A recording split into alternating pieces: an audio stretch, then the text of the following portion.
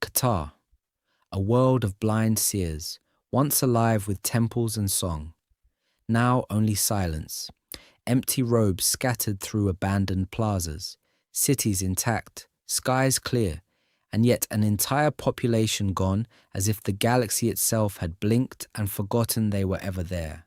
No bombardment, no invading army, no burning Senate decree, just a single presence in orbit, a hunger in the shape of a man.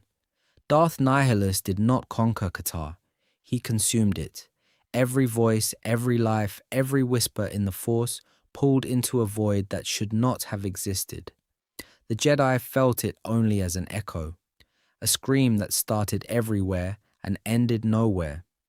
Their conclave on Katarr, their last attempt to rebuild after the Jedi Civil War, vanished in an instant. Masters, knights, Padawans, erased, not fallen, not turned, simply gone. It was the nightmare they had never trained for, because how do you defend against an enemy who doesn't just kill the body, but devours the connection that makes a Jedi a Jedi? This is the story of a Sith Lord who did not wage war in the traditional sense. No fleets carefully positioned, no clone legions or separatist droid lines. Just a void in black armor whose very presence could strip a battlefield clean. Armies, orders, empires. To Nihilus, they were all the same thing, food. The planet was Malachor V. The year was the end of the Mandalorian Wars. A secret superweapon, the mass shadow generator, tore gravity and reality into shreds. In the center of that impossible storm stood a broken warrior, watching fleets die and a world crack apart. That was about to change very quickly, because what crawled out of Malachor was no longer merely a survivor. It was a wound in the Force, a consciousness wrapped around pure, unending hunger. Nihilus's power did not behave the way the Council understood the dark side. He was not simply strong, he was wrong. Jedi could not sense him clearly until it was too late. Their danger sense slid off him. Their shields meant nothing against a drain that worked on the level of the Force itself. Standing against him in meditation or in battle was less a duel and more a slow execution. And the Sith? They understood even less, because their usual answer to power was proximity. Serve it, stand near it, wait for a chance to steal it. Nihilus made that strategy suicidal. To be his apprentice, his ally, even his equal on the Sith Triumvirate, was to stand next to a collapsing star and hope the gravity never shifted. It wasn't a perfect system. So his own master, Darth Triumvirate, and his own contemporaries realized a brutal truth. If Nihilus continued unchecked, there would be nothing left to rule. No republic, no council, no senate, no Sith empire. Just a galaxy of dead worlds orbiting a single starving void. From Malachor V to Katarr, from the terror of the Triumvirate to his final confrontation, this is the story of how a man became hunger incarnate, what his existence says about the Force itself, and why Jedi and Sith alike learned to whisper one name in fear, Nihilus. To understand why that name was whispered, the timeline has to be pinned down. This is not the age of the Republic Senate debating trade routes or clone battalions marching under Jedi generals. This is 3 millennia earlier, in the smoking aftermath of two back-to-back cataclysms, the Mandalorian Wars and the Jedi Civil War. The galaxy was exhausted, its armies broken, whole sectors depopulated or lawless. The Jedi were not the serene council of Coruscant yet. They were a shattered order, scattered survivors arguing over Revan, over exile, over who had betrayed whom. The Sith were no triumphant empire either. They were splintered cults and warlords, hiding in the shadows of worlds already scarred by war. Into that vacuum stepped something neither side had doctrine for. Darth Nihilus was not just another Dark Lord with a fleet and a throne. The central claim of this story is simpler and far more disturbing. Nihilus was the dark side's hunger made flesh. A wound in the Force that had learned to walk, speak, and pilot a capital ship. He did not crave power to rule a senate or command an army. He craved only more life to feed on, more force to drag into the void where his own presence should have been. That was about to change very quickly for anyone who still thought in normal Sith terms. Traditional Sith ambition is transactional. Gain strength, seize control, build an empire. It wasn't a perfect system. It produced a lot of dead apprentices. But at least those apprentices wanted something. Nihilus didn't. He was a predator whose instinct was to consume allies and enemies alike. A Sith who would happily devour his own triumvirate if they stood too close. For the Jedi, the stakes were even worse. In a galaxy already on its knees, Nihilus could drain entire worlds with a single act of catastrophic force drain. Katarr was the proof. A Mirror-Luca world turned into a silent graveyard when he targeted a secret Jedi conclave there, erasing almost every life on the planet and ripping their presence out of the Force in one feeding. He could track Jedi through the very connection they relied on for guidance, then turn that connection into a conduit for annihilation. In that context, the question stopped being whether the Order could rebuild after Revan and Malak. The question became whether there would be an Order left at all, or even a stable force to draw on, if a walking wound kept eating every bright point it could sense. So this is the story of that wound. From the mass shadow generator on Malachor V and the moment a man's identity was burned away, through the rise of the Sith Triumvirate with Trier and Sion, to Katarr, Visas Ma, Telos IV, and the Ravager. Each step will be intercut with how Jedi and Sith tried to react, adapt, weaponize, or contain Nihilus, and how every one of those plans failed. Because under all of this sits one guiding question. Was Darth Nihilus truly a Sith Lord, or had he become something closer to a natural disaster in the Force? And if the answer is both, what does it mean that Jedi and Sith together helped create a catastrophe neither tradition could survive? The Mandalorian Wars. Outer Rim worlds burning. A republic that had forgotten how to bleed, suddenly watching entire sectors vanish from the map. This is the story of a slow-motion catastrophe. The Mandalorian Neo-Crusaders didn't storm the core worlds overnight. They chewed through the frontier one campaign at a time. Taris's trade lanes threatened. Diexuan's jungles turned into training grounds. On planet after planet, basilisk war droids fell from the sky, cities went up in fire, and the Republic Navy discovered that peacetime patrol fleets were no match for an army bred for nothing but war. On Coruscant, the Senate argued, out on the Rim, people died. The Republic sent what ships it had, but the admirals were fighting a Mandalorian war with trade route police and aging cruisers. It wasn't a perfect system. The core stayed rich, lit, and complacent, while the periphery became a shooting gallery of abandoned colonies and broken promises, echoing another era where clones and droids would do the same dance on different worlds. Into that vacuum stood the Jedi, or rather, they did not. The Council watched casualty reports climb and refused to authorize intervention. Their archives were full of warnings, Jedi crusades that had slid into Sith empires, peacekeepers who had gone to war and never come back from the dark. So the Council preached restraint, meditation, detachment. Every new Mandalorian atrocity was met with another closed-session debate about the will of the Force. That was about to change very quickly. Younger Jedi, Revan, the future exile, and hundreds more were the ones actually hearing the distress calls. They walked refugee camps on Seriko, saw glassed continents, listened to senators beg for help while the Council said no. At some point for them, inaction stopped looking like wisdom and started looking like betrayal, so they broke ranks. A splinter army of Jedi and volunteers formed around Revan, answering to the Outer Rim more than to Coruscant. The planet was Malachor V. The year was the end of the Mandalorian Wars. Revan chose Malachor as the final killing ground, a gravity well on the edge of known space, a world already cracked and poisoned by ancient Sith ruins buried beneath its surface. Those ruins weren't just architecture, they were a philosophy of excess and annihilation, fossilized in stone. Under that stone, the Republic hid a secret.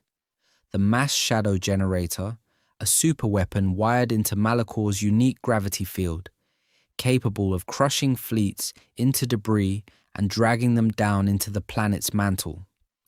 The official plan was decisive victory. The real plan was mutually assured devastation. All of this exposed the deeper fractures. A republic that leaned on Jedi heroics instead of coherent strategy. A Jedi order split between an orthodox council and activist war leaders. Mandalorians who forced both to escalate until superweapons on cursed worlds felt reasonable. Marching toward Malachor were legions of soldiers, and Jedi whose names history recorded. And one nameless man whose life would end there, in the shadow of the generator. His body would die with everyone else. His hunger would not. What crawled out of that wound in the Force is something the galaxy would spend years trying and failing to understand. Malachor V was already a graveyard before the battle even began. A dead world wrapped in stone spires and buried temples, humming with a pressure in the air that felt wrong even to veteran Jedi. This is the story of what happens when a cursed planet meets a weapon the Republic never should have built. The mass shadow generator was not a Sith, doomsday relic. It was a Republic superweapon designed by one of their own technicians, built in secret while the Council and Senate argued about acceptable losses. It manipulated gravity wells on a colossal scale, dragging and compressing mass until fleets crumpled and planetary crusts snapped. It wasn't a perfect system. It was entrusted to one commander as a last resort, the Jedi General, later known only as the Exile. The battle plan at Malachor was simple and monstrous. Lure the Mandalorian Armada into low orbit. Let the Republic lines bend, appear to break, make the enemy believe victory was in reach. The Mandalorians descended toward the gravity well of the planet, hungry for a final, glorious kill. Above them, a bleeding, exhausted Republic army pretended to collapse. Then the order came. The generator fired, and the laws of physics stopped being polite. A wave of impossible gravity slammed through the system. Capital ships tore in half mid-sentence. Fighters were crushed to glittering dust between colliding debris fields. On the surface, Malachor's crust fractured, yawning open into bottomless chasms as entire land masses sheared off and hung suspended, frozen in a planetary-scale wreckage field. The war ended in a single, unthinkable gesture, but Malachor V was not just rock and metal. The planet was a wound in the dark side long before the first turbo laser fired. So when the mass shadow generator detonated, it did more than kill bodies. It grabbed the Force itself and twisted. Every dying scream, every severed life, slammed together into a psychic shockwave that tore through the bonds between Jedi, soldiers, and the galaxy they served. Where ordinary battles left scars, this one left cavities, places where the Force recoiled, then simply wasn't. In that collapsing storm of gravity and silence, one nameless man refused to fall cleanly into death. His ship was gone. His body was broken. His connection to the Force snapped like every other. But in the instant where most beings let go, something else took hold. He reached out, not in serenity or discipline, but in raw animal hunger. He did not heal, he fed. The dying army around him became an anchor, their fading life dragged into the vacuum where his spirit should have been. Jedi, Mandalorian, Republic officer, it made no difference. To that new instinct, they were all fuel. That was about to change very quickly, because what rose from Malachor wasn't simply a survivor. It was a soul torn in half and turned inward, a void wearing the memory of a man. This was the birth of Darth Nihilus, not a deliberate Sith Lord forged by a master, but a catastrophic adaptation the galaxy had no language for. Later, Jedi would call him a wound in the Force. Sith would whisper that he was a weapon that should never have existed. The real question was much worse. How do you stop a hunger that learned it could eat a planet? Malachor V did not have a battlefield. It had a graveyard frozen mid-impact. Twisted metal hung in canyons of shattered stone, starship ribs jutting out of black glass. Chunks of the Republic fleet and the Mandalorian armada drifted in the air, held in place by the broken gravity well of the mass shadow generator. The war ended in a single detonation. The echo of that detonation was still ringing through the Force. On the surface, the silence was worse than the screaming. Isolated survivors staggered through clouds of ash, hearing phantom orders from dead commanders, feeling pain that no longer had a source. For Jedi, the Force had always been a chorus. For Sith, it was a storm to ride. Here, both chorus and storm had been cut mid-note. This is the story of one nameless man standing in that silence, realizing that something inside him had been torn open. He was dying, not just from radiation burns, shattered bones, or the slow crush of failing gravity. His connection to the Force felt frayed and bleeding, as if the war itself had reached into his chest and pulled. Instinct took over. He reached outward the way a drowning soldier reaches for the edge of a gunship. That was about to change very quickly for everyone still breathing on Malachor. The reach became a pull. The pull became a drain. Around him, the last pockets of life on the planet collapsed in seconds. Mandalorian warriors and Republic officers dropping without a mark on their armor. Their presence in the Force didn't just fade. It rushed toward him, screaming, and then went quiet. The emptiness in his core recoiled for a heartbeat, filled by that stolen life. Then it came back, deeper, hungrier. That first feeding imprinted a pattern.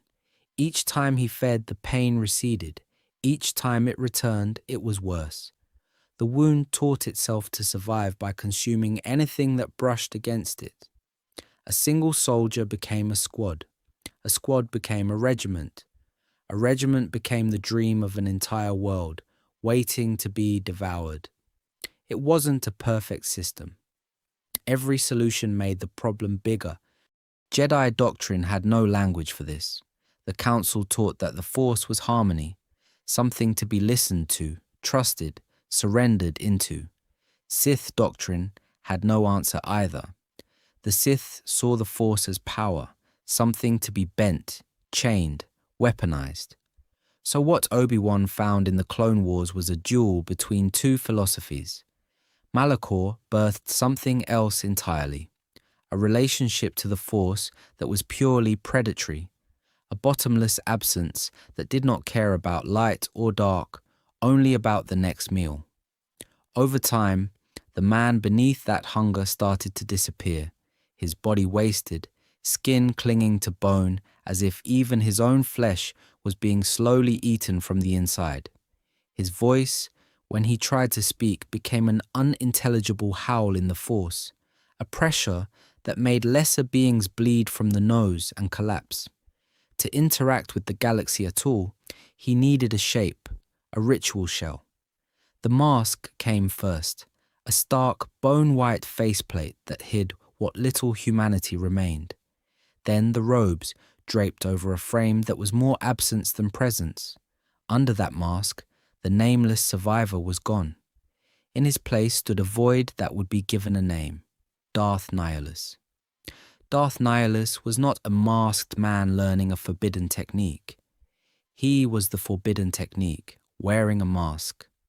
This is the story of what happens when a single dark side power stops being a weapon and becomes a living natural disaster.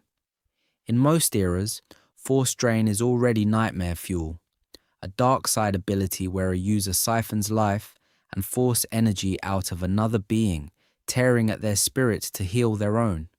Usually it is close range. One target, maybe a few. It leaves scars on the victim and the user. The Jedi Council classified it as one of those things you did not study if you wanted to keep your membership card. Even the Sith treated it as dangerous because it burned through the user's sanity and stability. It wasn't a perfect system, but at least there were limits. That was about to change very quickly. When Malachor V shattered the battlefield and everything on it, Nihilus did not just learn Drain. His entire being collapsed into a wound in the Force. For him, draining was no longer something he activated. It was the default state of his existence. He radiated hunger, constantly. Imagine gravity in reverse. Instead of pulling matter, it pulled life and connection, across space, across orbits, locking onto concentrations of living beings and, especially, bright points in the Force. So what Obi-Wan found in the Clone Wars with super weapons and droid armies, Nihilus embodied on a smaller, far more intimate scale, a one-being extinction event. His presence behaved like a gravity well in the Force. Ships could carry him, but they could not contain him. His awareness drifted outward until it brushed against something bright enough to tempt him, a world, a fleet, a conclave of Jedi. The planet was Katarr. The year was irrelevant. The Mirror Luca had hosted a secret Jedi gathering there, a last attempt to regroup after the Jedi Civil War. Nihilus focused his hunger through the Ravager, through ritual and will, and in a single catastrophic act, he stripped the world of life.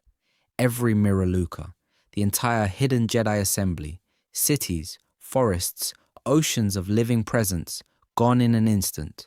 Only one survivor remained, Visa's Ma, because he chose to bind her to him as a thrall rather than finish the meal. For the Jedi, this was terror on a level the Republic had never faced. Normal defenses meant nothing. A lightsaber could not parry a metaphysical vacuum. Mental barriers did not stop a wound in the Force that simply unmade the connection itself. Detachment, serenity, even hiding their presence only made the contrast sharper. Every Jedi in the galaxy was a lighthouse in the dark, and Nihilus was the thing that ate lighthouses. For the Sith, it was worse in a different way. Sith power depends on hierarchy, masters, apprentices, armies of acolytes and warlords. But Nihilus's hunger did not care about rank, loyalty, or long-term planning.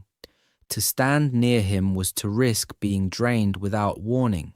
Alliances with him felt less like joining a coalition and more like parking next to a black hole and hoping the hole held. Even his fellow lords in the Sith Triumvirate understood the math. You could not build an empire on a wound that eventually consumes its own foundations. You could only delay being next on the menu. And that raised a terrifying question. What happens to a galaxy when the dark side creates a predator it cannot control? There was only one precedent for what Nihilus had become, and it was standing on the same dead world that birthed him. The planet was Malachor V. The year was the end of the Mandalorian Wars. The Republic's last desperate superweapon detonated, and reality buckled. When the mass shadow generator fired, it didn't just crush fleets, it tore at the fabric of the Force. In that instant, countless Jedi and soldiers died screaming through the currents of the galaxy. One Jedi did something no one had done before. The exile let go. Where Nihilus clung to the pain and was consumed by hunger, the exiles survived by unconsciously doing the opposite. They severed their own connection. They chose absence over agony, silence over the roar. This is the story of a wound that was not hunger but vacancy, a blank space where a luminous presence should have been. It wasn't a perfect system. It saved their life, but it left a scar that the Council had no language for. After Malachor, the exile walked through a galaxy at war, unable to feel the Force in any traditional sense. No prescient visions, no comforting chorus of life, just a quiet, persistent emptiness. And yet, paradoxically, others were drawn into that void. Companions, Jedi, soldiers, even Sith-aligned assassins found themselves forming instinctive bonds with the exile, teaching and revealing simply by being near them. The exile grew stronger, not by reaching outward, but by echo. They reflected others' knowledge, others' power, the way a canyon throws back a shout. Where Nihilus latched onto beings to drain them, the exile connected to people and amplified them. One devoured, one resonated, two wounds in the Force, mirror images with opposite directions of flow. So when the Jedi Civil War finally burned itself out and the exile returned to known space, the Council didn't see a veteran coming home. They saw a metaphysical hazard. Masters who had survived Revan and Malak looked at this one night and flinched. They called the exile a wound in the Force to their face, argued that their very presence frayed the edges of those around them, pulling instability, doubt, and darkness to the surface. To a tradition built on harmony and balance, a walking absence felt more dangerous than open aggression. The Sith read the same anomaly very differently. To Darth Triumvirate, the exile was proof of concept, a living demonstration that the Force could be cut, redirected, even punished. If a single Jedi could unconsciously step outside the current, then the supposed will of the Force was not an unbreakable destiny, but a system that could be hacked, useful if one wanted to unmake both Jedi and Sith, terrifying if that same person ever turned against their teacher. Somewhere in the Outer Rim, another wound was growing, wrapped in a mask and a title. Darth Nihilus was feeding, the exile was listening. Two anomalies on a collision course that would decide whether the Jedi Order had any future at all, or whether the galaxy would be left with nothing but the echo of its own extinction. Darth Nihilus was a wound. Darth Triumvirate was the surgeon who wanted to turn that wound into a weapon. Before she was Triumvirate, she was Katarr, a Jedi historian, a quiet presence in the archives, and one of the mentors who helped shape Revan before the Mandalorian Wars. This is the story of a teacher who watched the Republic slide into war twice in one lifetime and decided the real villain wasn't the Mandalorians or the Sith or any Senate faction. It was the Force itself, the invisible tide that kept dragging entire generations into the same tragedies. Katarr was exiled by the Council for training Revan, branded as the root cause of a galactic catastrophe. That was about to change very quickly. Stripped of status, stripped of students, she followed the echoes of that first war to the place where Revan had broken everything, Malachor V. The planet was Malachor V. The year was the end of the Mandalorian Wars. The mass shadow generator had crushed fleets, twisted gravity, and left a screaming scar in the Force. When Katarr returned there, she felt that scar still burning. To the Council, Malachor was a battlefield. To Katarr, now becoming Triumvirate, it was proof that the Force could be wounded, that its will was not absolute. Beings like Nihilus and the exile were not random anomalies. They were pressure points, leverage against a cosmic system that treated sentient lives as pieces on a Daedric board. So she reopened the Traeus Academy and started recruiting not an army, but embodiments. Nihilus, the survivor who had clung to Malachor's ruins until hunger consumed his identity.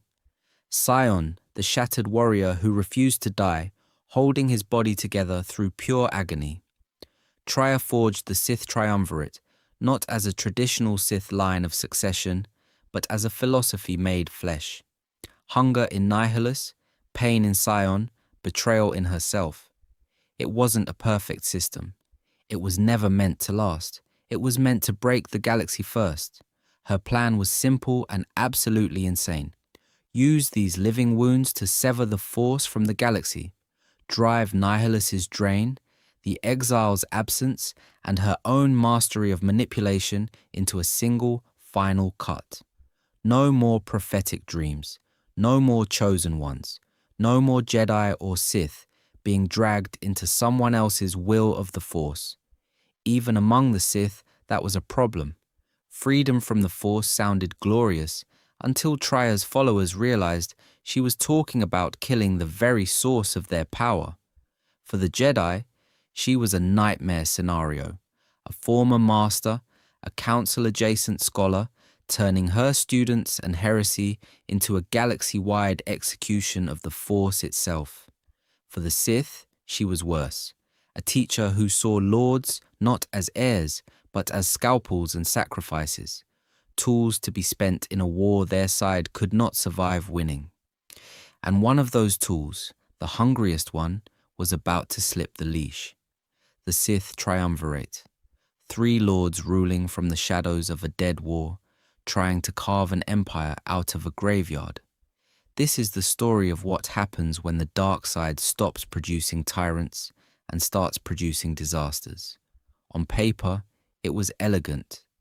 After Revan's fall and the collapse of any real Republic resistance, 3 Sith would divide power and finish what the Jedi Civil War began. Darth Trier, the Lord of Betrayal, the strategist and historian. Darth Sion, the Lord of Pain, the enforcer who refused to die. And Darth Nihilus, the Lord of Hunger, the weapon Trier thought she could aim at the galaxy. It wasn't a perfect system. Sion was the most recognizable as a person. His body had been shattered, broken so many times that by any sane measure, he should have died centuries ago. Instead, he learned to anchor every splintered bone and torn nerve with pure rage. Pain became his armor, every wound a nail pinning him to existence. As long as he chose to hate, he could not fall. He remembered faces, he carried grudges, he stalked Jedi Masters across the Outer Rim with the persistence of a hunting animal that still understood insult and revenge. That was about to change very quickly when the comparison shifted to Nihilus. Where Sion clung to life through agony, Nihilus was what happened when life itself let go. He had been a man once, on Malachor V, but the mass shadow generator turned him into a wound in the Force that kept walking. Hunger hollowed him out until even speech broke. He spoke in echoes and distortions, a voice that needed translation, because his thoughts no longer mapped cleanly onto language. To Trier, he wasn't a colleague, he was a gravity well, a black hole she tried to steer. Inside the Triumvirate, that made every interaction a quiet crisis. Sion despised Trier's lectures, her endless manipulations, her insistence that the Sith were playing a longer game than simple slaughter. But he feared Nihilus's indifference even more. You can hate someone who taunts you. You cannot bargain with someone who might eat you by accident. Trier, for her part, saw both of them as catastrophes in progress. Sion, an endless, unstable blade. Nihilus, a bomb that grew every time it detonated. And Nihilus? The Lord of Hunger did not really trust or mistrust. Allies and enemies were separated by timing, not principle. Jedi conclave on Katarr, rival Sith enclave, frightened refugees on a nameless world, it was all the same meal. So what Obi-Wan found in the Senate during the Clone Wars, with committees and oversight, felt almost sane compared to a council where attendance meant risking your existence. That was the fault line running under the Triumvirate. Trier believed she could weaponize hunger, aim it at the Jedi, then the Republic, then whatever came next. But the moment Nihilus truly understood that the greatest feast in reach was his own master, the Alliance stopped being a government and started being a menu. The collapse of the Triumvirate began, The instant the hunger turned around and looked back. The problem for the Jedi was simple. Their entire playbook assumed the enemy made waves in the Force. Nihilus didn't make waves. He erased the ocean. Standard Jedi sensing was built for a different kind of war. In the days of the Republic, a knight meditating in a quiet chamber on Coruscant could feel a frightened child halfway across the galaxy, or the spike of anger that betrayed a would-be assassin in the Senate. They trained for generations to read patterns, the sharp flare of rage from a Sith, the cold focus of a sniper, the ripples of pain that followed a massacre. It wasn't a perfect system, but it let the Council map danger before it reached the temple doors. That was about to change very quickly, because Nihilus was not a blazing bonfire of the dark side in the way Sidious or Vader would later be. To a Jedi, he presented as something far worse. Nothing. Where there should have been life, there was a hole. Where there should have been resistance, there was an absence. When a Jedi reached out toward that presence, their senses didn't brush against a mind or an emotion. Their awareness slid off the edge of a cliff and kept falling. This is the story of a predator who weaponized that blind spot. Jedi scouts sent to track Sith warlords expected turbulence in the Force, emotional contrails that gave away rage, fear, ambition. When they searched for Nihilus, they found a blank patch in reality, an area that swallowed their perception and left them disoriented. The closer they came, the less they could trust what they were feeling. A master used to reading entire battlefields suddenly couldn't even read the next room. And tactically, that broke their doctrine. The Jedi were used to hunting Sith, who burned hot, whose power announced itself whether they wanted it to or not. Nihilus inverted that logic. He didn't need to hide his emotions. He had none left to show. Yet when he focused his hunger, the danger escalated instantly. The stronger a Jedi's connection to the Force, the brighter they shone to him.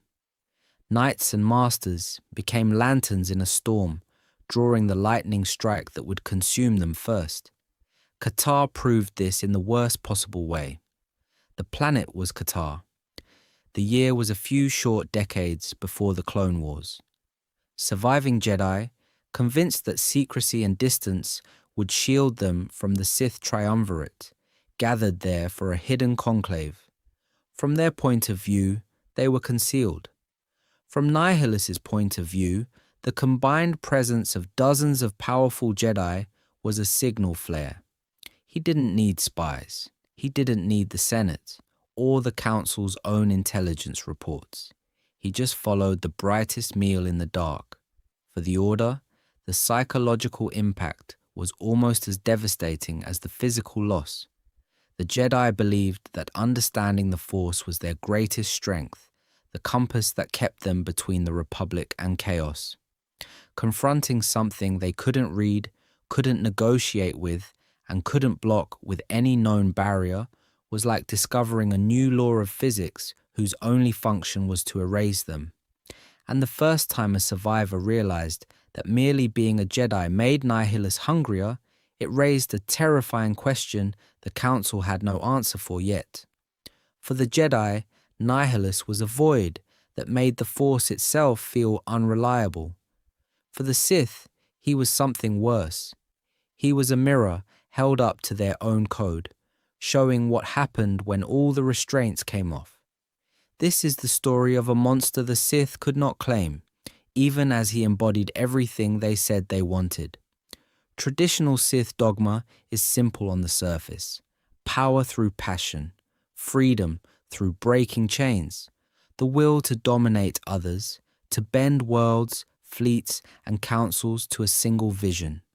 The endgame is always rule. A throne on Dromund Kaas, a dark council on Korriban, an emperor on Coruscant staring down a terrified Senate and calling that terror peace. That was about to change very quickly with Nihilus, because he did not care about ruling anyone. He did not build an army to march on the Republic in the usual way. He did not cultivate a line of apprentices to carry on a legacy. His hunger did not discriminate between Jedi, Sith, or the frightened civilians trapped between their wars. Any concentration of life or force energy was just fuel. A Sith academy, a Republic world, a conclave of surviving Jedi, it was all the same meal. So what Obi-Wan found in the Clone Wars, carefully orchestrated conflict serving a political master, does not exist here. Nihilus does not play that long game. He is the part of the dark side that skips the Senate debate, skips the coup, and goes straight to planetary extinction. When he devours Katarr to reach a hidden Jedi gathering, he does not stop at the council members. He takes the Miraluka population, the world's future, even the Force echo of their culture. A conventional Sith Lord wants that world subjugated, taxed, turned into recruits. Nihilus leaves only silence. For ambitious Sith, that creates a political nightmare. At first glance, his raw power looks like the ultimate deterrent. Point him at a stubborn sector, threaten to erase it, and watch governors fall in line. But standing next to him is like standing next to a collapsing star. Any victory, he helps secure risks, ending with the liberated planet, the triumphant fleet, and the loyal apprentices all being swallowed as incidental casualties of his next feeding. It isn't a perfect system. Even within the Sith Triumvirate, the people closest to him understand that. Sion fears him in the blunt physical way, the realization that all his pain and immortality mean nothing if Nihilus ever decides to feed. Tria's fear is colder. She sees that Nihilus cannot build the lasting Sith empire she imagines, because he is erasing the very foundation any empire needs: worlds, populations, even rival Force traditions that normally get conquered, twisted, and repurposed. And that raises an uncomfortable question the galaxy rarely stops to ask. If the ultimate expression of the dark side is a being who destroys everything, including its own followers, what future is there for the Sith beyond self-annihilation? At what point does the will to rule collapse into a death spiral where there is nothing left to rule at all? Nihilus is not just a threat to the Jedi. He is a warning label on the Sith path itself. And the next people to confront that warning will have to do it up close. Katarr was supposed to be the answer. A quiet world on the fringe, a Miraluka colony whose people were born without sight but saw everything through the Force. After the Jedi Civil War, as the Republic limped on and the Order lay in ruins, the surviving masters needed somewhere the Sith could never find them. They chose a world of blind seers. It sounded almost poetic. This is the story of how that poetry ended in a single, silent night. On Katarr, the atmosphere was almost monastic. No clone army marching, no Senate debates, no battle fleets in orbit. Just stone halls and open plazas where Miraluka moved with effortless grace, reading the currents of the Force the way others read weather reports. Into that calm came a secret Jedi conclave. Masters, knights, strategists, the closest thing the Order had to a council anymore, gathering to ask whether the Jedi could even be rebuilt after so much betrayal. They believed they were safe. Distance from the core, secrecy, an entire species whose natural sight was attuned to danger in the Force. It wasn't a perfect system, but compared to Coruscant's politics and Malachor's graveyard, Katarr felt untouchable. That was about to change very quickly, because to Darth Nihilus, their caution looked less like a shield and more like dinner being delivered. The combined presence of dozens of Jedi and thousands of Miraluka didn't hide them. It turned Katarr into a beacon, a blinding flare against the dark backdrop of the galaxy. Where others sensed a quiet world, Nihilus sensed pressure, density, food. The Ravager arrived first, a half-ruined warship from the Mandalorian Wars, hanging in orbit when it should have been scrap in some forgotten shipyard. Hull plates torn open, superstructure exposed, a dead vessel held together by the dark side and the will of the thing that lived inside it. Its silhouette slid across Katarr's sky, blotting out the stars. Below, Miraluka and Jedi alike froze as a crushing weight slammed into the Force, as if gravity itself had doubled. Then Nihilus fed. There was no grand duel, no army landing, no Senate speech. With a single focused act of will, he opened the wound that was his existence and pulled. Oceans stilled. Forests withered mid-breath. Cities went dark between one heartbeat and the next. Every Miraluka, every Jedi at the conclave, every animal, every unseen microbe breathing in Katarr's air had its life stripped away and poured into that bottomless hunger. In moments, the world was a husk. Where there had been a chorus in the Force, there was only a deafening absence. That silence rippled outward. Masters on distant worlds staggered. Sith Lords paused mid-plot. Something had just erased a world. Almost. One presence remained. Visa's Ma, a Miraluka seer, woke into the aftermath. Her Force sight, once filled with the warm lattice of her people, now showed only ash and the towering, devouring void of Nihilus above. He spared her, not out of mercy, but utility. He bound her to him as an apprentice, a living witness whose vision had been scarred by watching her world die in a single breath. From that point on, Katarr was not a rumor. Visas carried the memory of that silence to anyone who encountered her. For the Jedi, she was proof that there existed a Sith who could end the Order without ever igniting a blade. For the Sith, she was a warning that this was not a rival to outmaneuver in the Council or the Senate, but a catastrophe that could consume allies and enemies alike. The planet was Katarr. The year was irrelevant, because after that night, every calculation about power in the galaxy had to include one terrible variable. What happens when hunger learns to hunt worlds?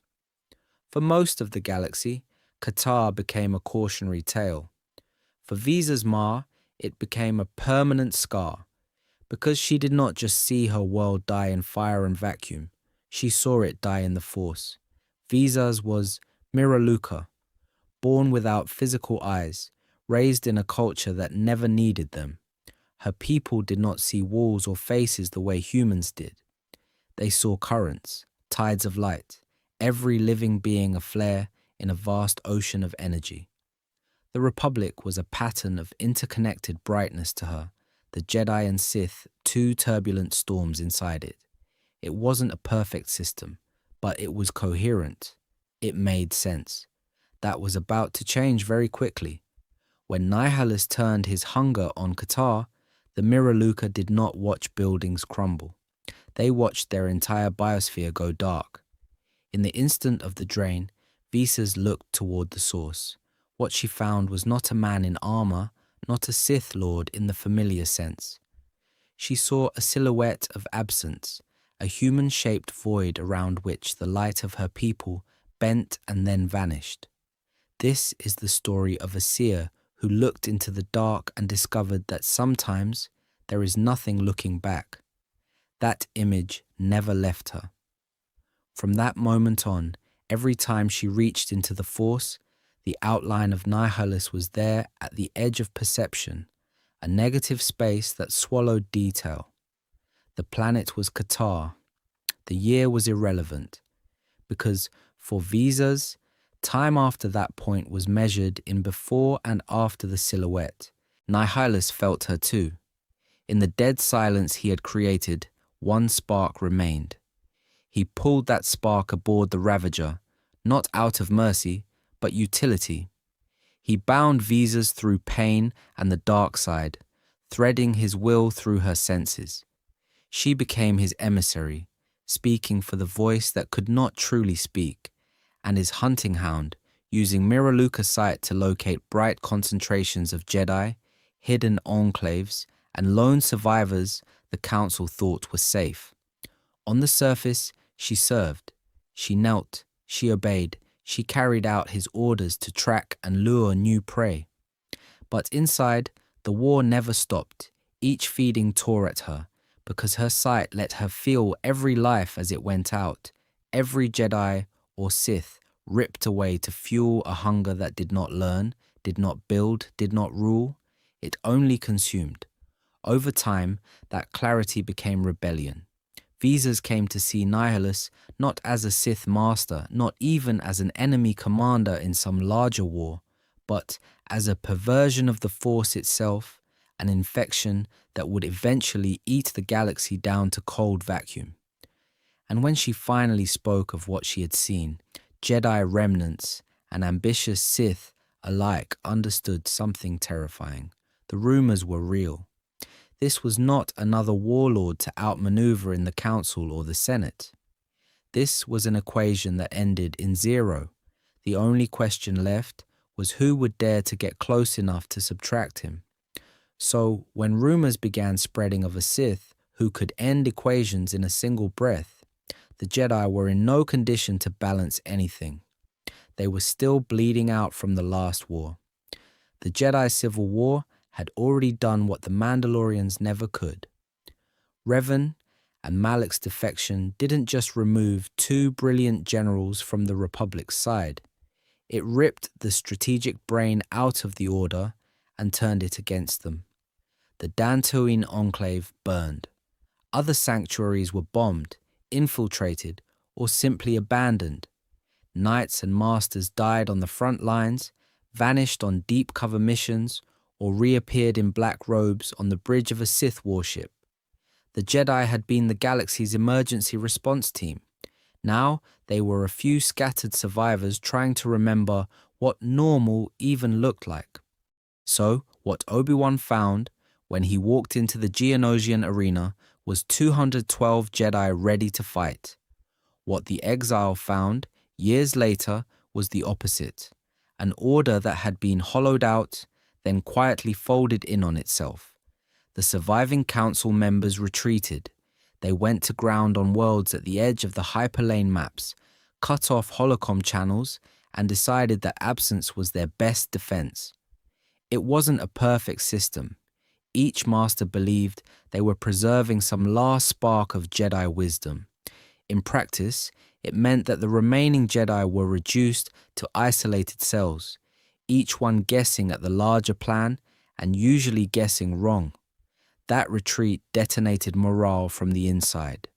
Young Jedi who had watched friends die in the Mandalorian Wars, then watched Revan come back wearing Sith colors, were now told to hide and meditate while the galaxy burned again. Questions that had simmered for years boiled over. Why had the Council refused to intervene against the Mandalorian army until it was almost too late? Why had they lost control of Revan so completely? Why were the same masters now disappearing when their guidance was needed most? Trust cracked, then splintered. This is the story of an order that needed unity and got silence instead. Into that vacuum came Katarr. The planet was Katarr. The year was never officially recorded.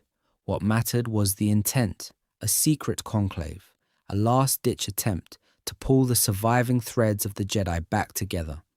Miraluka seers, council masters, wandering knights, all converging on one quiet world to ask what the Jedi should be after Revan.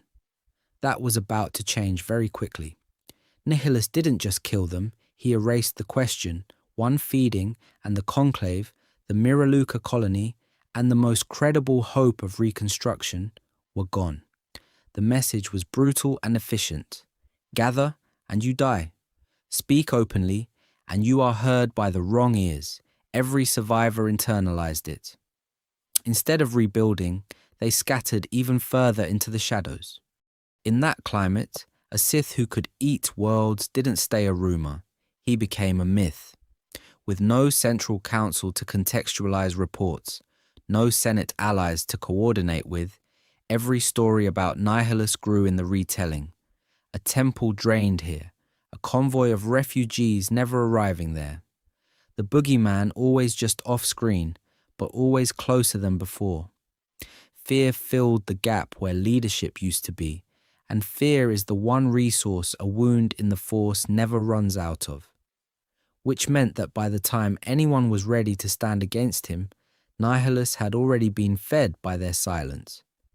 Fear filled the gap where leadership used to be, and then the gap started vanishing too. Not in battles, in silences, in worlds that simply stopped answering. This is the story of how a single wound in the Force began finishing what an entire Sith war had started. Nihilus did not need lists of survivors or stolen council archives. He hunted the way a vacuum hunts air. When terrified Jedi reached out to one another, when they tried to train, to heal, to rebuild, those flickers of hope lit up the galaxy for him like distress beacons. A meditation circle on a backwater moon, a healing enclave in a ruined temple, a quiet gathering on Katarr where mirror Lucasiers and fugitive masters met in secret. Each one believed secrecy would protect them. That was about to change very quickly. To Nihilus, those gatherings rang through the Force louder than any Senate broadcast or Republic distress call. He followed the noise. So what Obi-Wan found on Geonosis was a droid foundry and the opening shot of a conventional war. What Nihilus left behind at Katarr was absence. No bodies in the streets, no fires, just a dead world, its entire population and its Jedi conclave consumed in a single planetary breath. Republic star charts marked it as silent. The few scouts who went to confirm never reported back. And Katarr was only the famous one. On the edge of Hutt space, a refugee convoy vanished after translating into a system already occupied by a single motionless cruiser. Along the mid-rim, a half-rebuilt Jedi enclave stopped transmitting, and the next ship through found only drifting dust and a gravity well that felt wrong. The pattern was simple: a dead ship in orbit, a sudden hole in the Force, then nothing. For the surviving Jedi, this was worse than any clone legion or separatists' droid army. Battle could be sensed, ambushes could be anticipated. Nihilus could not. Every time a healer reached into the Force to stabilize a patient, every time a teacher opened themselves to guide a frightened Padawan, the same question lingered in the back of their mind. Was that the moment he noticed? It wasn't a perfect system. Some enclaves stayed hidden by staying broken, by refusing to reach out at all. But that safety came at a cost. Jedi stopped meditating openly. Training drills were done half-blind. The very thing that made them guardians of the Republic became the one thing they were afraid to use. Among the Sith, reactions split. Ambitious warlords and Triumvirate loyalists celebrated as ancient enemies disappeared without a single lightsaber clash. No negotiations, no truces, just subtraction. But the more strategic Sith understood the math. A galaxy without Jedi meant a galaxy where Nihilus had fewer distractions. Once the Order was gone, what exactly did a world-conquering Sith Lord think would be left for him to rule? By the time of the exile's journey, the damage was done. The Jedi Council was shattered. Surviving masters were scattered, hiding in caves, ruins, and forgotten stations. This was not an order anymore, just a handful of individuals clinging to old titles. Revan and Malak had broken the Jedi. Nihilus came within inches of erasing them. And the terrifying part was simple. From his perspective, the hunt was only getting easier. From that moment on, Nihilus didn't just hunt. He arrived. His presence in the galaxy crystallized around a single impossible ship, the Ravager. Once, it had been a proud Republic capital ship, part of the fleet that answered the Council's call and plunged into the nightmare over Malachor V. It died there with everything else when the mass shadow generator fired, its hull torn open, its spine snapped, its crew annihilated in an instant. that was about to change very quickly. Because Nihilus found it, or more accurately, the wound in the Force that had been Nihilus recognized something familiar in that drifting corpse of durasteel and shattered transparasteel. The Ravager had been broken by the same event that had broken him. So what Obi-Wan found in the Clone Wars with the Malevolence, a terror ship built as a weapon, the galaxy now saw in reverse, a weapon built out of a terror. Nihilus did not repair the Ravager in any conventional sense. He bound it. He wrapped its fractured bulk in invisible chains of dark energy until the plates held, the reactors flickered, and a dead ship learned how to move again. From the outside, it looked wrong. Whole sections of the hull were missing, peeled back to vacuum. Decks were exposed to open space, jagged and skeletal, yet crew still walked those lines, sustained by his will instead of air. The Ravager was not space-worthy by the Republic's standards. It wasn't a perfect system, but for a being who no longer needed life support, it was perfect enough. On board, the atmosphere was worse than the exterior. Officers and crew shuffled through the corridors with dead, glassy eyes, many long past the point where a normal body should have failed. Some were Sith, some were conscripts, some were rescued survivors from worlds drained half empty. All were tethered to the same devouring presence in the throne room. The ship was quiet. No idle chatter, no engine hum that made anyone feel safe. Just the constant crushing sensation of being measured, weighed, and found potentially edible. For Nihilus, the Ravager was throne and conduit. This was the story of a Sith Lord who didn't need a super laser. Seated at its heart, he could cast his hunger outward over interstellar distances, focusing it through the ship's presence, the way a lens focuses starlight. Katarr had proven he could erase a world with a thought. The Ravager meant he could aim that thought with terrifying precision. In Republic and Jedi reports, the silhouette of the Ravager became an omen. It filled the same narrative space the Death Star would occupy millennia later, but with a cruel twist. There was no beam, no countdown, no shield to raise. Worlds simply went quiet. Fleets arrived to find derelict cities and drifting dust, as if the planet had lost an argument with the void. And then rumors began to spread that this impossible ship was moving toward a single fragile world the Senate could not afford to lose. The planet was Telos. The year was still paying for Malachor. The defenders waiting there were about to discover that fighting the Ravager meant facing more than a broken cruiser. It meant facing the hunger that held it together. The defenders on Telos were staring down a dead ship held together by willpower and hunger. Back on Malachor, the architect of that hunger still believed it answered to her. Darth Triumvirate sat at the heart of the Traeus Academy, in a fortress built from shattered stone and broken Jedi doctrine. She had taken Nihilus and Sion, named them Lords of Hunger and Pain, and bound them into a Sith Triumvirate that would wound the Force itself. This was the story of a master who thought she could turn a galactic war into a philosophy seminar and walk away in control. On paper, it worked. Triumvirate provided the vision.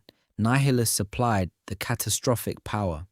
Sion brought the unkillable army of assassins and fanatics. Together they hunted the last Jedi, toppled what remained of the Republic's defenses, and turned Malachor into a black hole for anyone the Council still trusted. It wasn't a perfect system. It depended on two professional traitors continuing to accept homework from a teacher they no longer feared. Sion cracked first. The Lord of Pain had held his body together through sheer hatred at Malachor V, and Triumvirate treated that suffering as a test to be graded, not a sacrifice to be honored. She lied to him, broke him down, rebuilt him, then did it again, insisting that true Sith must embrace betrayal as a lesson. Sion looked at the war-torn galaxy and drew a different conclusion. True Sith, in his view, took what they wanted and dared the Council or the Senate to stop them. To him, Tria's endless lectures on the death of the Force sounded less like strength and more like fear. She hid in shadows, whispered to assassins, and played long games while worlds burned. Sion wanted conquest, not commentary. In his mind, any master who refused to simply seize power did not deserve it. Nihilus changed more quietly. As his hunger deepened, Tria's careful rhetoric about using that wound to strike at the Force became background noise. He had tasted Katarr. He had felt an entire world's life and Jedi presence vanish into the void where his soul had been. After that, abstractions held little interest. He listened when it suited him, then drifted away, following any distant echo of life he could consume. That was about to change very quickly. Sion saw an ally. Nihilus saw a meal that could wait. Together briefly, that was enough. In the depths of the academy, Sion and Nihilus confronted Tria. There was no grand duel in the traditional Jedi sense, no elegant clash of forms. This was a ritualized ambush. Sion's blades and assassins pinned her down. Nihilus's void reached in and unmade the very connection that defined her. The master of betrayal was held in place while her own techniques were turned against her, her link to the Force stripped away strand by strand. When it ended, Darth Tria was gone. Kreia remained, a broken exile cast out from the world she had rebuilt in her own image.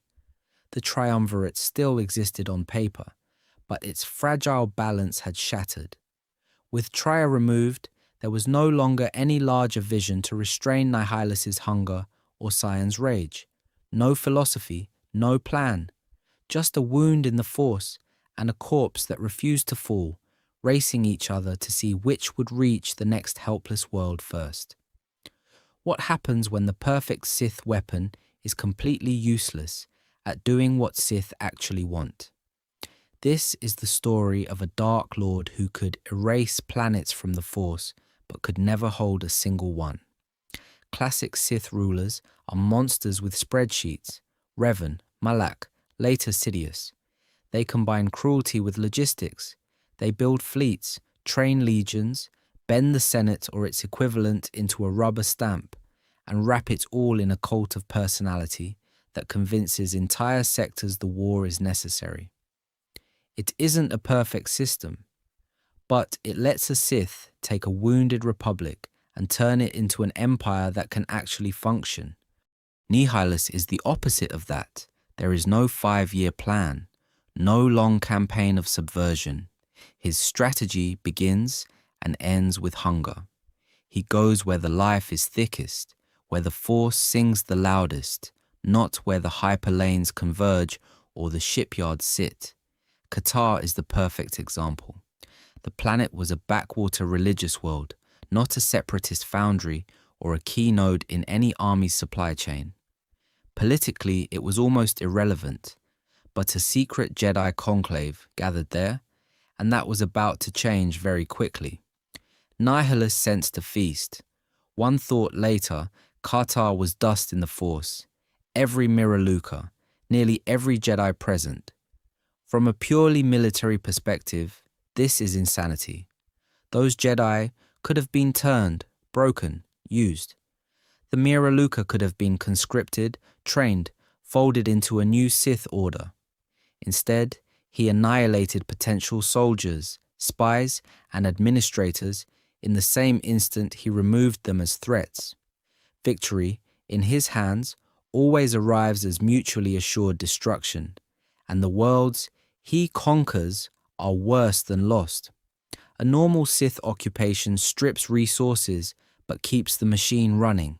Mines, factories, shipyards, all staffed by terrified locals and reinforced by imported clones or conscripts.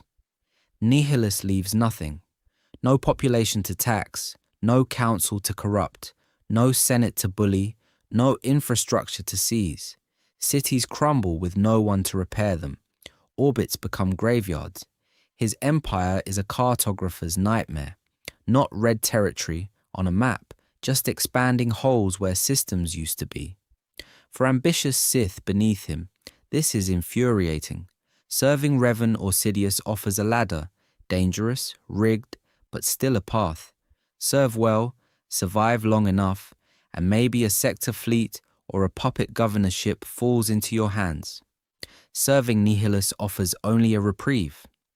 As Visas Mar learns, proximity to that power means feeling his hunger reach for you every time you grow stronger, every time you touch the Force. Apprentices, captains, whole crews understand the unspoken rule. The moment you become truly useful, you also become edible. And that leads to the most terrifying paradox of all. Nihilus can never create a lasting Sith empire. He cannot build a stable war machine, cannot sit on a throne the way Sidious does, and manage a galaxy of frightened citizens. But because there is no vision beyond feeding, there is also no endpoint, no treaty, no secure the core and stop. He is not a tyrant with demands that can be met. He is an extinction-level event with a flagship, moving from one living world to the next until someone stops him or there is simply nothing left to eat. An extinction-level event with a flagship is terrifying enough, but where that flagship goes next can decide whether a galaxy recovers or just gives up. The planet was Telos 4. The war was over, but the wounds were not. Telos had already died once. During the Jedi Civil War, it was bombarded into a frozen graveyard, its surface cracked and poisoned by orbital fire. What remained after Revan and Malak was not a world so much as a warning. This is what happens when a republic tears itself apart under Jedi and Sith command. That was about to change very quickly, because the Senate decided Telos would not be left as a monument to failure. In the vacuum after the war, Telos became a project, almost a ritual of atonement. Massive Republic credits were funneled into orbital restoration stations, shielded platforms hanging above the dead world, seeding it with new ecosystems, controlled climates, imported flora and fauna. It was a planetary-scale back-to-tank. If Telos could be healed, then maybe Iridonia, Seriko, and a dozen other ruined Outer Rim worlds could follow. This is the story of a government trying to convince itself that rebuilding was still possible. It wasn't a perfect system. Corrupt officials skimmed contracts, black market traders circled the supply lines, and the Senate argued endlessly over cost. But the symbolism mattered. Telos was the test case the council could point to when arguing for mercy over militarization.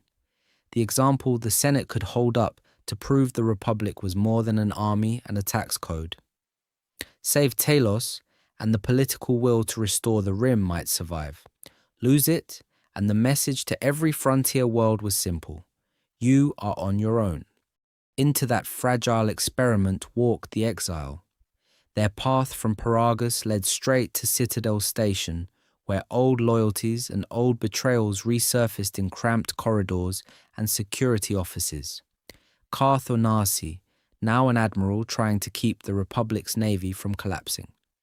Atris, clinging to a brittle, secretive vision of the Jedi. Telos became a crossroads where personal history and galactic policy collided, a place where one scarred Jedi's choices would echo far beyond a single planet's orbit. Somewhere in the dark between worlds, Nihilus noticed, maybe through conventional intelligence, tracking Republic deployments to a single over-defended system, maybe through the Force itself, feeling a sudden knot of life, hope, and nervous ambition gathering on a once-dead world. Or maybe through the gentle push of another Sith agenda, whispering that Telos was important. However, the signal reached him, the meaning was the same. A concentrated feast, wrapped in the illusion of recovery. If he devoured Telos, it would not just be another Katarr. It would be the death of a narrative the Republic desperately needed to believe. No more proof. that worlds could come back from the brink. No more flagship project to rally the Senate or justify pouring credits into the shattered rim. Logistics would suffer, morale would crater, and warlords waiting in the shadows would suddenly look inevitable instead of unthinkable. So now, the galaxy's last fragile hope of rebuilding was on a collision course with a wound in the Force that only understood consumption.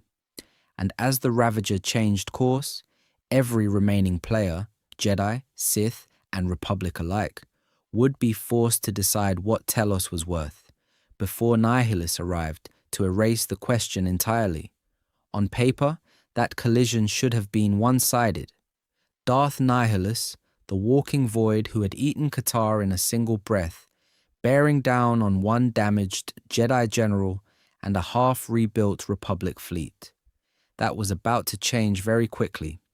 To understand why, the exile's condition has to be put back on the table.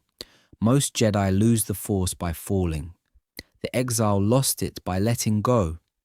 At Malachor V, when the mass shadow generator tore the planet apart, the exile's connection didn't just fray, it snapped, leaving a wound in the Force where a person had been. Survival meant doing something no member of the Council could even contemplate in that war, choosing absence over power. Years later, that absence was not healed in any traditional Jedi way. There was no serene meditation on Coruscant, no careful retraining by the Council. Instead, the exile reconnected through people, through Atton's guilt, Visas' grief, Krea's manipulation, Mandalore's stubborn loyalty. Each bond became a thread, not to the Force directly, but to another mind that was still plugged into it. It wasn't a perfect system. It was messy, emotional, and dangerously intimate, but it worked. Nihilus's drain is built to annihilate exactly that kind of connection. The way his power functions is brutally simple. He latches onto a being's presence in the Force, finds the bright, singular strand that marks them as alive and aware, and pulls hard. For ordinary beings, that strand is thin.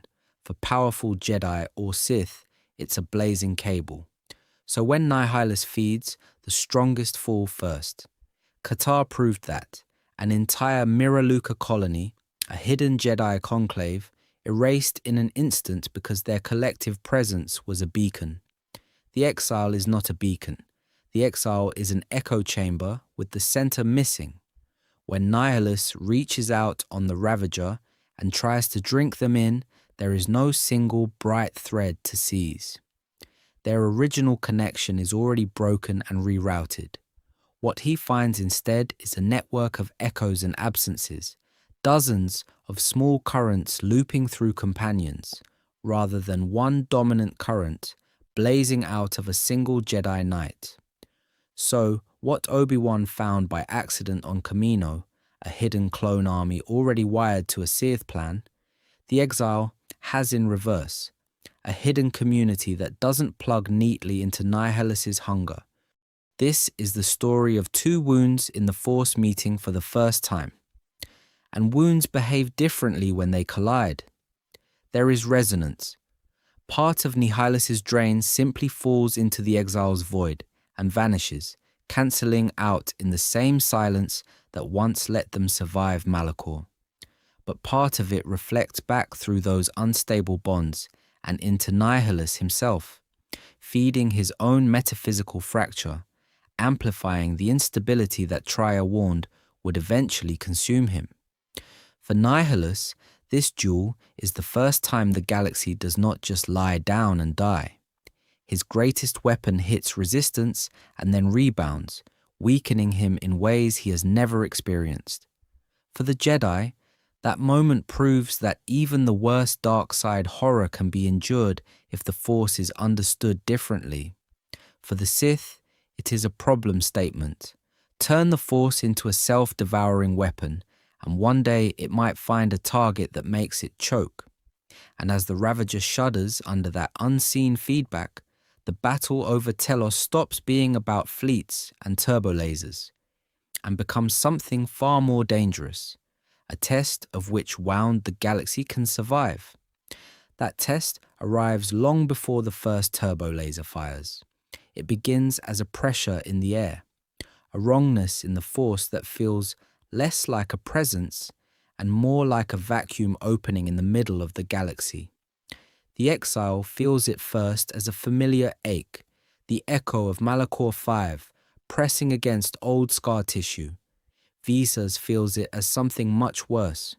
For her, this is the sound of home dying all over again. The last time she felt this, an entire Miraluka world went silent in a single breath. On the scopes, Telos's early warning stations pick up the second sign, a massive, fractured silhouette tearing out of hyperspace lanes on a trajectory that makes no tactical sense. No escorts, no visible formation, just one wounded capital ship dragging a wake of debris behind it, as if the war itself had been welded into a single hull. Reports come in fragmented.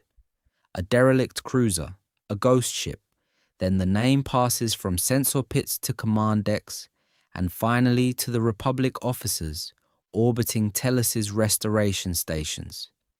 The Ravager, the ship that should not still be flying, the army that should not still be following a dead world's gravity well. Telos is not ready, its orbital cannons are still in calibration. The Republic fleet is a patchwork of tired cruisers and hastily reassigned escorts, more police force than War Machine. The restoration stations hang exposed, full of technicians and civilian personnel, not clones or battle-hardened Marines. This is the story of a planet built for healing facing a predator that feeds on that exact hope. On the surface, Command argues for a conventional defense. Form a line, concentrate fire, hold the world. That was about to change very quickly, because Visas does not look at the Ravager as a ship. She looks at it the way a survivor looks at a plague. In the Force, she can already feel her former master reaching ahead of the guns, tasting the life on Telos, cities, forests, the fragile spark of a world being rebuilt after the Jedi Civil War. Nihilus has not come for victory, he has come for a meal. So she makes the one choice he never anticipated. She betrays the hunger that made her. Visas lays out a plan that horrifies the Republic officers listening. Do not meet the Ravager in open battle. Board it. Cut out its bones while it feeds. It isn't a perfect system. The Exile, Visas, and their allies will have to punch through the Ravager's shields in a handful of assault shuttles, land on a hull held together by the dark side, and plant charges along its structural supports. While they do that, the Republic fleet must move in close, drawing the Ravager's main batteries and fighter screen, pretending they still believe this is a normal Sith assault. All of it is designed to force one outcome: a confrontation on the throne of a wound in the Force. Nihilus will feel the intrusion. He will not ignore it. And if he is focused on devouring Telos when the exile arrives, that hunger might finally overreach. The plan locks into place just as hyperspace tears open. The Ravager drops into real space above Telos, its broken hull blotting out stars and casting a jagged shadow across the planet's cloud tops. Every Jedi, every officer, every civilian watching that silhouette understands the stakes without a briefing. If the strike team fails, Telos does not fall.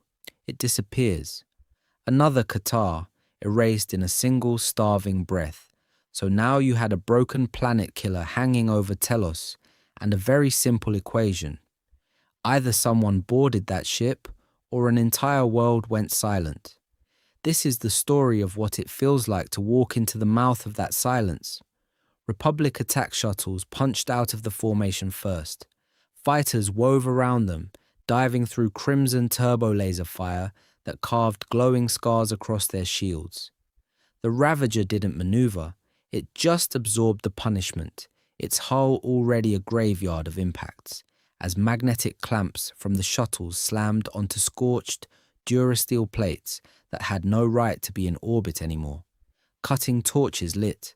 Hulls screamed. Squads from the Republic Army, Mandalorian veterans, and the Exiles' companions forced circular breaches into the skin of the warship and stepped through into darkness. Behind them, Telos filled the viewport.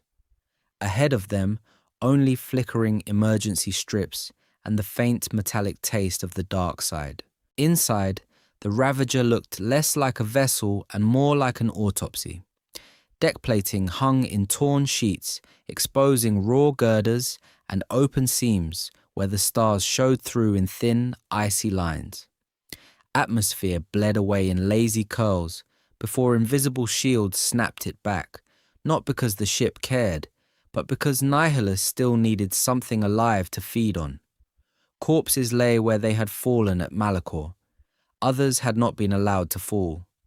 Half-living crew were fused to consoles by blackened veins of corruption, eyes milk white, hands twitching in slow, pointless loops. They weren't really running the ship was running them. It wasn't a perfect system. Sound died quickly in those corridors. Blaster fire became dull pops. Boots on metal turned to muffled echoes. Every so often, something howled far away, too stretched and warped to be a voice, too focused to be just the hull flexing. The Jedi in the strike team could feel it even more clearly than they could hear it, a presence tasting the edges of their awareness, then withdrawing, patient. At the front moved Visa's Ma, blindfolded, calm, terrified. Her force sight painted the interior not in color, but in pressure and absence. Bulkheads were thin, sickly smears. Structural supports burned as bright knots of tension, and at the center of it all above them, a wound, a negative star where Darth Nihilus sat on his throne. She led them through junctions that no map of a normal Republic cruiser would recognize, skirting around eddies in the dark side that felt too familiar. Every step pulled at old memories, Katarr's surface, the gathered Jedi Council, the moment the sky went black as Nihilus drank an entire planet in a single effortless breath. The planet was Katarr. The year was a grave marker. The deeper they pushed, the heavier everything became. Armor weighed more. Thoughts came slower. Even speech felt expensive, as if every word gave something away to the walls. That was about to change very quickly, because the walls weren't just listening. They were hungry. Explosive charges went on key supports, each one a promise that the Ravager would not leave Telos the way it had arrived. Outside, Republic cruisers bled shields and hull plating to keep the ship pinned. Inside, at a final junction, the Exile and Visas broke from the main column and turned upward, toward the throne, toward the void. Behind them, the army planted the last detonator. Ahead of them, Nihilus finally turned to look, and when a wound in the Force looks back, what exactly does it see? The throne room of Darth Nihilus was not a room so much as a wound torn open in the hull of a dying warship. Near the Ravager's core, metal bulkheads had been ripped apart and half melted, curling outward into a cavernous, half-open chamber that looked directly into the burning stars. Shards of durasteel, fragments of shattered consoles, and frozen bodies hung in the air, caught in a slow spiraling orbit around a single fixed point. At the center sat the lone, robed figure on a twisted throne of fused plating and bone-white supports. His mask did not move. It did not tilt. It simply was. A pale, expressionless island in a sea of drifting wreckage and whispering vacuum. This is the story of a man who had become absence, sitting on a throne made of everything he had already consumed. The Exile and Visas stepped forward, boots scraping against a deck that groaned under the strain of gravity fields fighting to keep the ship together. Behind them, the echo of distant blaster fire and detonators faded away. Ahead of them, the galaxy's most dangerous void finally stood. Nihilus rose. No words, no gesture, just a surge. His hunger hit them as a visible distortion in the air, a lensing of light and sound as the Force itself bent inward toward him. This was the same drain that had erased Katarr, that had stripped a Miraluka world of sight and sound and left only Visas alive. Entire populations had fallen without time to scream. Jedi councils had vanished mid-breath. That was about to change very quickly. The wave slammed into the exile. The deck buckled. Visas staggered. For a heartbeat, it was Malachor again, gravity collapsing. A war ending in one impossible scream. Any other Jedi, any other Sith, would have been ash in the air. The exile dropped to one knee and stayed there. Nihilus felt it first as resistance, then as recoil. He reached into the wound before him and found not prey, but something that mirrored his own absence. The feedback hit his alien mind like shrapnel. Hunger met hunger. The connection he had relied on since Malachor did not open, it folded back, destabilizing the focus that held his decaying body together. For perhaps the first time since the war, his power did not simply work. Lightsabers ignited, twin spears of color cutting through the half-dark. The exile surged forward, not waiting for the next drain. Visas followed, her blade a half-step behind, her presence a quiet counterpoint to the roaring void ahead. Nihilus lashed out with the Force. Gravity spiked, hurling debris as a makeshift army against them. Panels tore free, support beams twisted. The air itself tried to drag them into his waiting hands. It wasn't a perfect system. The more he pulled, the more the Ravager screamed around him. Then Visas changed the equation. She reached along the old bond that had chained her to his will since Katarr, that had made her both servant and meal and severed it. In that moment, Nihilus lost not just an apprentice, but a stabilizing tether. The drain he tried to cast through her snapped, leaving him grasping at empty space where obedience had once been. So what Obi-Wan found on Geonosis was a clone army waiting for a war. Here, what Nihilus found was a wound that refused to be eaten. The exile pressed the advantage. Each strike landed not only on armor and robe, but on the fraying lattice of will that held Nihilus's presence together. His movements grew disjointed, less a duel and more a storm collapsing in on itself, every attempt to feed only widening the cracks. The final blow cut through mask and body in a single, decisive arc. For an instant, there was only silence. Then the robes collapsed, empty, the mask clattering across the deck as if it had never been worn by anything living. At the center, the void that had been Darth Nihilus imploded, shrinking down into nothing and sending a last fading ripple through the Force. Across the galaxy, Jedi meditating in exile and Sith, plotting in the dark, both felt it, something terrible ending. And beneath that relief, something else, a sense that the wound was gone, but the scar it had revealed in the Force was still very much there, waiting for the next war to tear it open. For a moment it felt simple. The wound was gone. The galaxy had survived. On Telos, the proof was visible through every viewport. The Ravager, that dead flagship held together by will and hatred, began to come apart. Charges detonated along its spine. Hull plating sheared away in slow tumbling arcs. The Republic fleet, battered and half broken, watched the great predator of the war finally lose cohesion. They cheered. Officers on the bridge of the Sojourn let out breaths they did not realize they had been holding. For the first time in years, the word victory did not sound like a lie. But on the surface of that dying ship, it did not feel like victory. The exile stood where Nihilus had fallen, and there was no body to burn, no mask to claim as a trophy, only an absence that pressed in on the senses. Visas Ma, who had once seen the galaxy only through the Force, reached out for the scream that had defined her life and found only silence. The hunger was gone. The emptiness remained.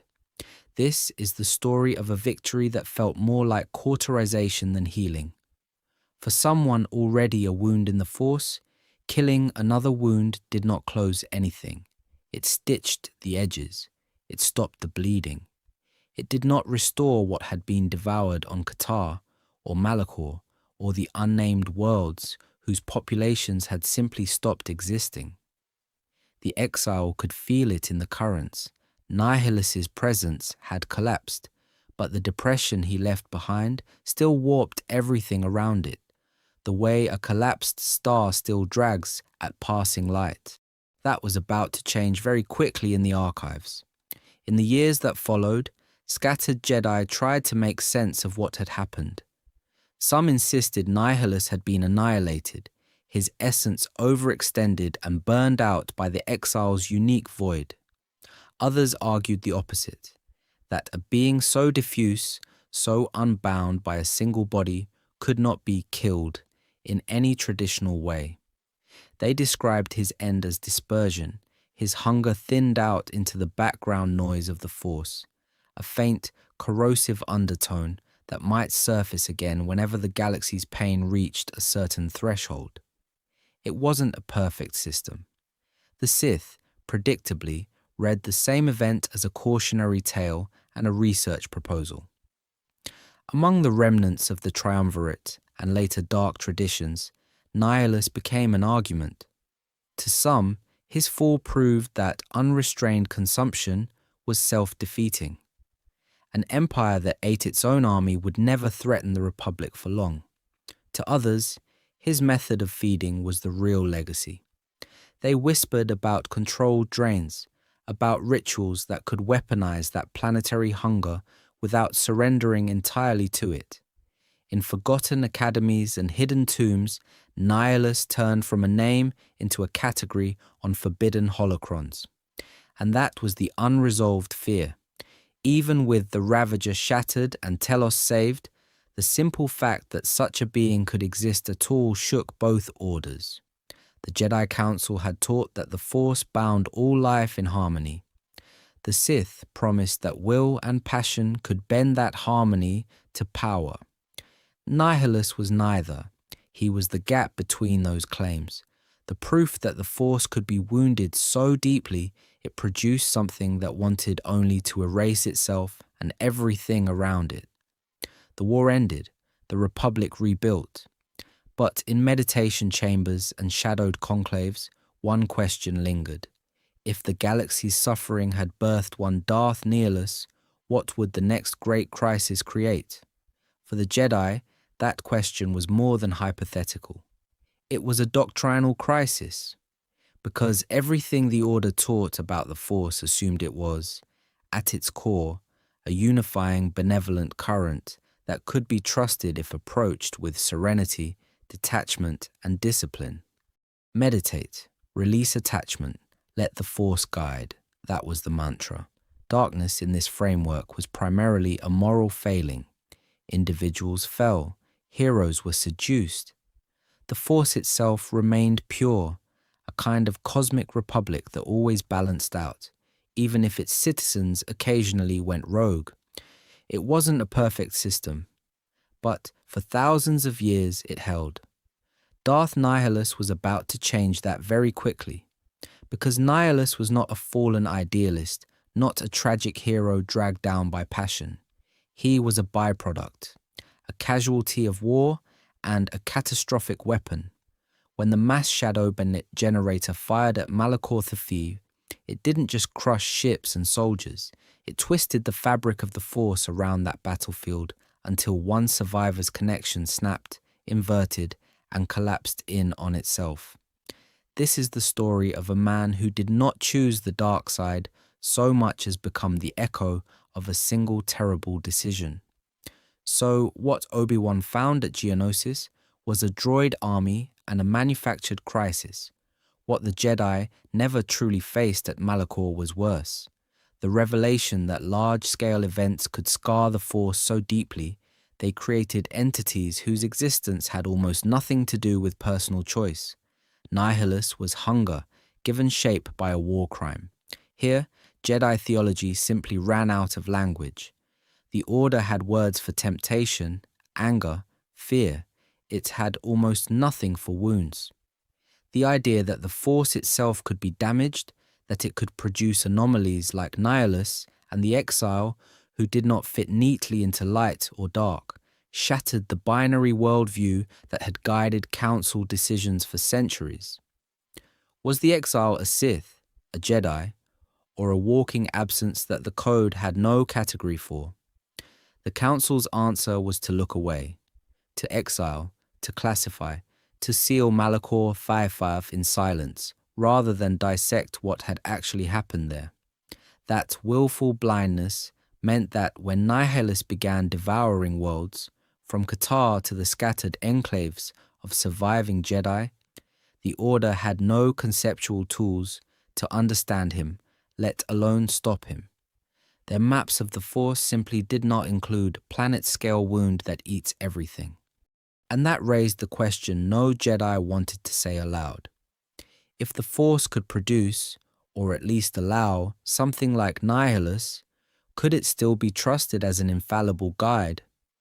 Or did the Guardians of Peace now have a responsibility not just to follow the current, but to study where it tore, where it bled, and where war had left it broken?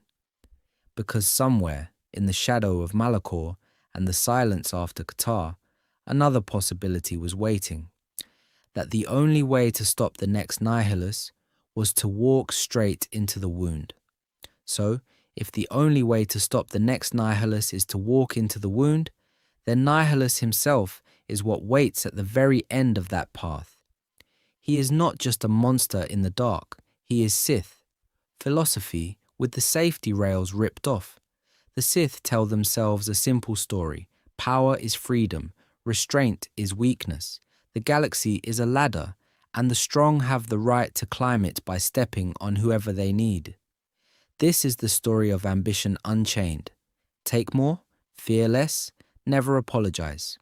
From Naga Sadao to Exar Kun to Revan, the pattern repeats. Every war, every betrayal, every new superweapon is justified as one more step towards strength. That was about to change very quickly when Nihilus appeared, because he did not just take more. He took everything. His hunger is the ultimate expression of the Sith right to seize. Where other lords demand tribute, he devours planets. Where others bend armies and councils to their will, he simply erases them from the Force. Katarr was not a conquest, it was a feeding, and that is the problem. A Sith Emperor needs subjects, a dark warlord needs ships, troopers, an empire to terrify. Nihilus leaves nothing, no population to rule, no senate to corrupt, no Jedi left to break on an altar. Even the Sith Triumvirate is not safe. Trier is betrayed, Sion is uneasy, because they all understand the math. If this continues, there is no galaxy left to dominate, just one starving wound drifting through the void. Inside the Sith, that sparks a quiet argument that never makes it into inscriptions on Korriban tombs. Some look at Nihilus and see a warning. Lose yourself to the dark side completely, and there is no you left, only appetite. No identity, no legacy, just an echo that eats. Others, though, whisper the opposite. They see in him a terrifying ideal, no compromise, no sentiment, no weakness. A lord so committed to dominance that even allies are nothing but fuel. So what Obi-Wan found in the Clone Wars with Palpatine's emergency powers, the Sith of Nihilus's era find in him. The logic taken to its endpoint. It wasn't a perfect system, because at that endpoint, the philosophy folds back on itself. A Sith who destroys all things, including other Sith, guarantees that the Order cannot survive. If every apprentice chased power the way Nihilus does, the final victory would be a throne over ashes, and then no throne at all. That leaves an uncomfortable question hanging over every Sith temple and every whispered rule of two. Can this path ever produce a stable future, or is every more measured lord just a slower, more polite version of the same extinction.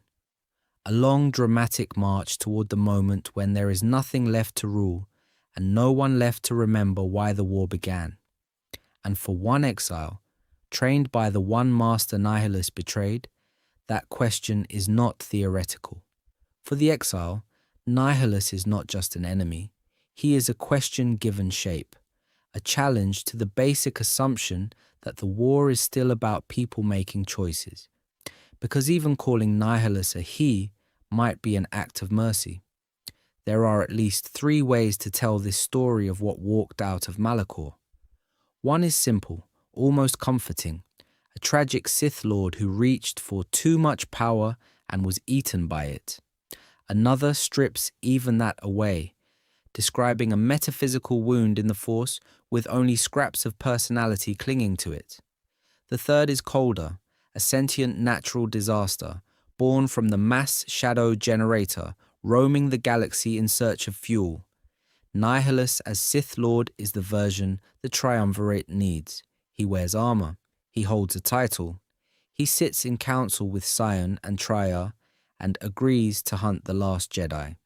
He chooses Katarr because the council gathers there, then turns toward Telos because its restoration project threatens to stabilize the Republic. He even takes an apprentice in Visa's Ma, binding her through the same hunger that destroyed her world. Those are not the actions of a blind storm. They are targeted, strategic moves in a war for the galaxy's future. But the wound does not care about strategy. The wound only cares about feeding. Nihilus cannot speak in any normal language. His voice hits the mind as pressure, as drowning, as an absence that somehow screams. Standing near him destabilizes a person's connection to the Force. Entire populations vanish into a single inhalation of power. This is the story of a presence that behaves less like a mind and more like a tear in reality, a place where the Force falls in and does not come back out. The Jedi call him a void. The Sith whisper that something went wrong at Malachor and never stopped going wrong. For everyone else, the disaster analogy is the only one that matters. To the Mirror Luca of Katarr, Nihilus does not arrive as a negotiator or a rival Sith general. He arrives as an event. One moment there is a thriving community and a hidden Jedi conclave. The next, silence. No survivors, no battle reports, no heroic last stands. Just a dead world and a new legend, passed in the same tone as plagues and superweapons the Senate refused to regulate until it was too late. It wasn't a perfect system. That ambiguity is where the fear lives. If Nihilus is a person, then in theory his path can be studied, imitated, mass-produced by a future Sith who wants an instant army of planetary predators. If he is a wound, then the Force itself can break in ways no council can predict or contain. If he is a disaster, then heroism does not guarantee survival. Sometimes the storm wins. That was about to change very quickly for the exile, because the next step is to walk toward the void and decide which of those possibilities is true while it is trying to eat everything. For the exile, walking toward that void meant facing Nihilus in the present. But Nihilus was already leaking into the future. Even as his body and flagship would one day be shattered, the idea of him refused to die. This is the story of a shadow that survived its own erasure. Knowledge of a Lord of Hunger does not move through the galaxy the way Senate records or Council reports do. It drips through corrupted Jedi archives that mention a planet without echoes, through Sith holocrons that refuse to open unless the seeker has tasted starvation in the Force, through half-remembered chants of fringe cults in forgotten war zones, worshipping a faceless mask that devoured the sky. Names blur, dates vanish, but the outline remains. There was once a Sith who could eat worlds. So, what Obi-Wan found on Camino for the Republic was a perfectly catalogued clone army. The legacy of Nihilus is the opposite of that. It isn't a perfect system. It is fragmentary, dangerous, and often wrong. A holocron might preserve only a technique of force drain with no warning label attached. A surviving Miraluka account might describe an empty Katarr without explaining why the force went silent there. Each scrap is incomplete on its own. Together, they whisper that hunger can be weaponized. Later dark side alchemists listened to that whisper.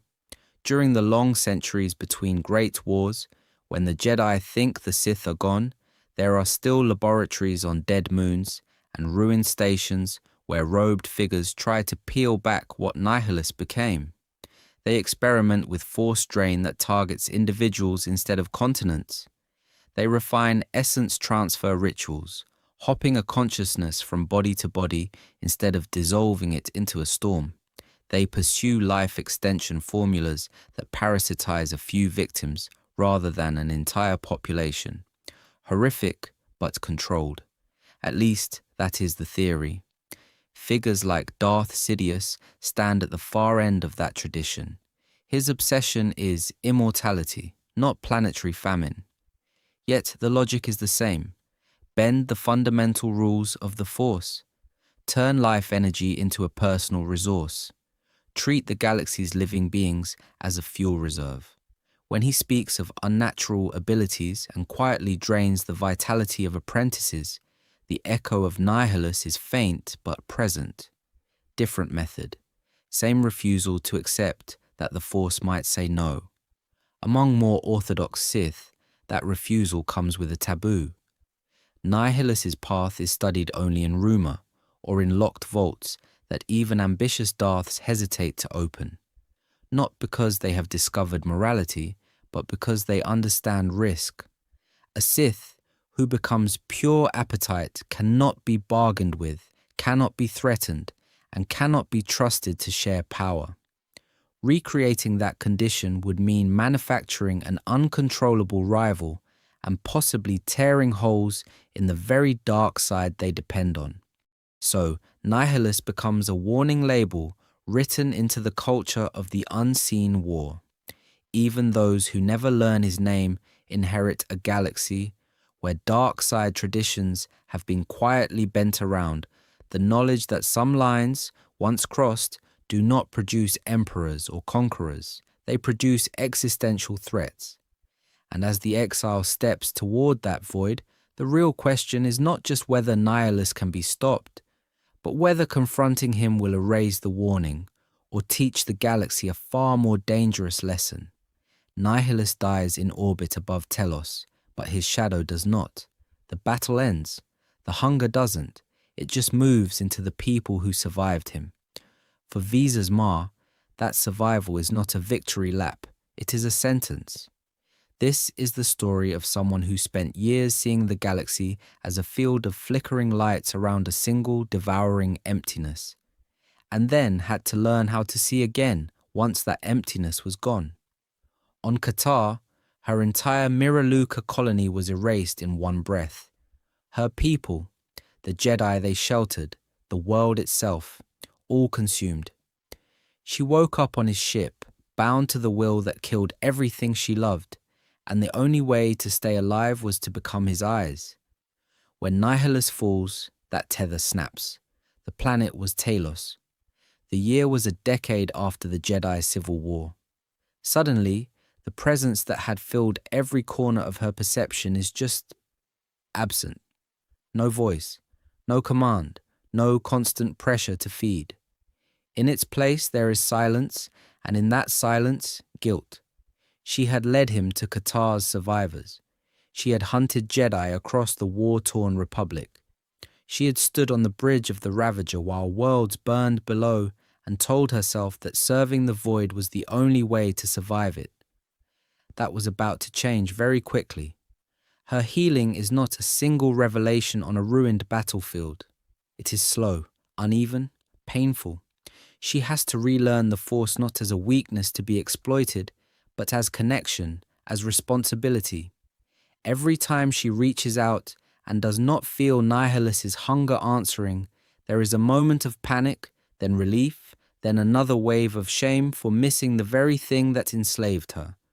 It wasn't a perfect system, but it is a start. The exile's burden runs in parallel and deeper, because the exile remembers Malachor V, remembers the mass shadow, generator tearing fleets and minds apart, remembers the instant their own connection to the Force shattered, and something else learned how to survive in the aftermath. Nihilus is not an alien intrusion into their story. He is a reflection, another wound that adapted, another consciousness that learned to feed instead of break. So when Visas and the Exile stand together after Telos, they share something the Jedi Council and the Sith Triumvirate can't touch. Both have looked directly into the heart of that hunger and remain themselves. Both understand that the Force can respond to trauma not just with balance, but with predators. To the Council, they are anomalies. To Sith Lords, they are potential weapons. To each other, they are proof that the cycle can be interrupted. Their response is the real heresy. They do not gather an army, claim a throne, or rebuild the Jedi in their own image. They go to broken worlds, not capital ones. To Nar Shadar's refugees, to Dantooine's farmers, to worlds Malachor and Katarr made into footnotes. They choose to mend bonds instead of exploiting them, to close wounds in the Force instead of turning them into superweapons. In a galaxy where the Senate debates budgets and the Sith debate succession, two former instruments of annihilation quietly dedicate themselves to making sure nothing like Nihilus ever happens again. And that choice humanizes the horror. Katarr is not just a statistic on a star chart. Telos is not just a tactical objective. Behind every lost world Nihilus devoured are faces that Visas remembers and silences the exile hears. Their scars turn the myth of the Lord of Hunger back into what it always was underneath. A story about what war does to people and what they decide to do next. The question is whether the rest of the galaxy will listen before the Force tries to adapt again. The galaxy tends to remember monsters as inevitabilities, as if Darth Nihilus was always going to happen. But this is the story of a wound that kept getting deeper because every major institution chose to look away. It starts at Malachor V. The planet was Malachor. The year was the end of the Mandalorian Wars. The Republic was desperate, its Jedi generals exhausted, its army bleeding out across the Outer Rim. Revan authorizes the mass shadow generator and the exile gives the order. One command, one impossible gravity well. An entire fleet crushed into slag and ash. Victory on paper. But the Force does not do on paper. If the Council had intervened earlier in the Mandalorian Wars, if they had committed a real Jedi presence instead of agonizing in meditation while a generation burned, Revan never gets that desperate tool. If the exile refuses to activate it, Malachor becomes another brutal battle, not a metaphysical sinkhole. It wasn't a perfect system, but it would not have torn reality open so violently that a survivor like Nihilus could cling to that pain and become something else. Then the Council makes the same mistake twice. They stand the exile in judgment, stare directly at a living wound in the Force, and choose administrative closure. Exile, case closed, do not engage. The one person who unconsciously severed their own connection to survive Malachor is sent away with no study, no inquiry, no contingency planning. A phenomenon that could have explained what Nihilus would later become is treated as a disciplinary problem, not a warning from the Force itself. On the other side, the Sith are not any wiser. Triya finds Nihilus and Sion on Malachor and sees not a disaster, but proof of her theory that the Force can be wounded, manipulated, maybe even killed. So instead of containing Nihilus, she cultivates him, teaches him language, gives him doctrine, points his hunger at her enemies. That was about to change very quickly, because once his power matures, he does what a wound does when it is never treated. It spreads. Triya gambles the entire galaxy on the hope that she can ride the hurricane and step off at the right moment.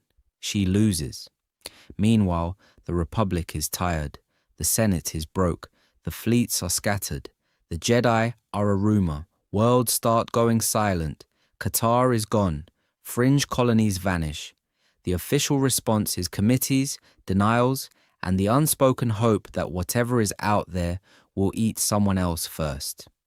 Only when Telos, a critical rebuilding project, is threatened does the danger become politically real.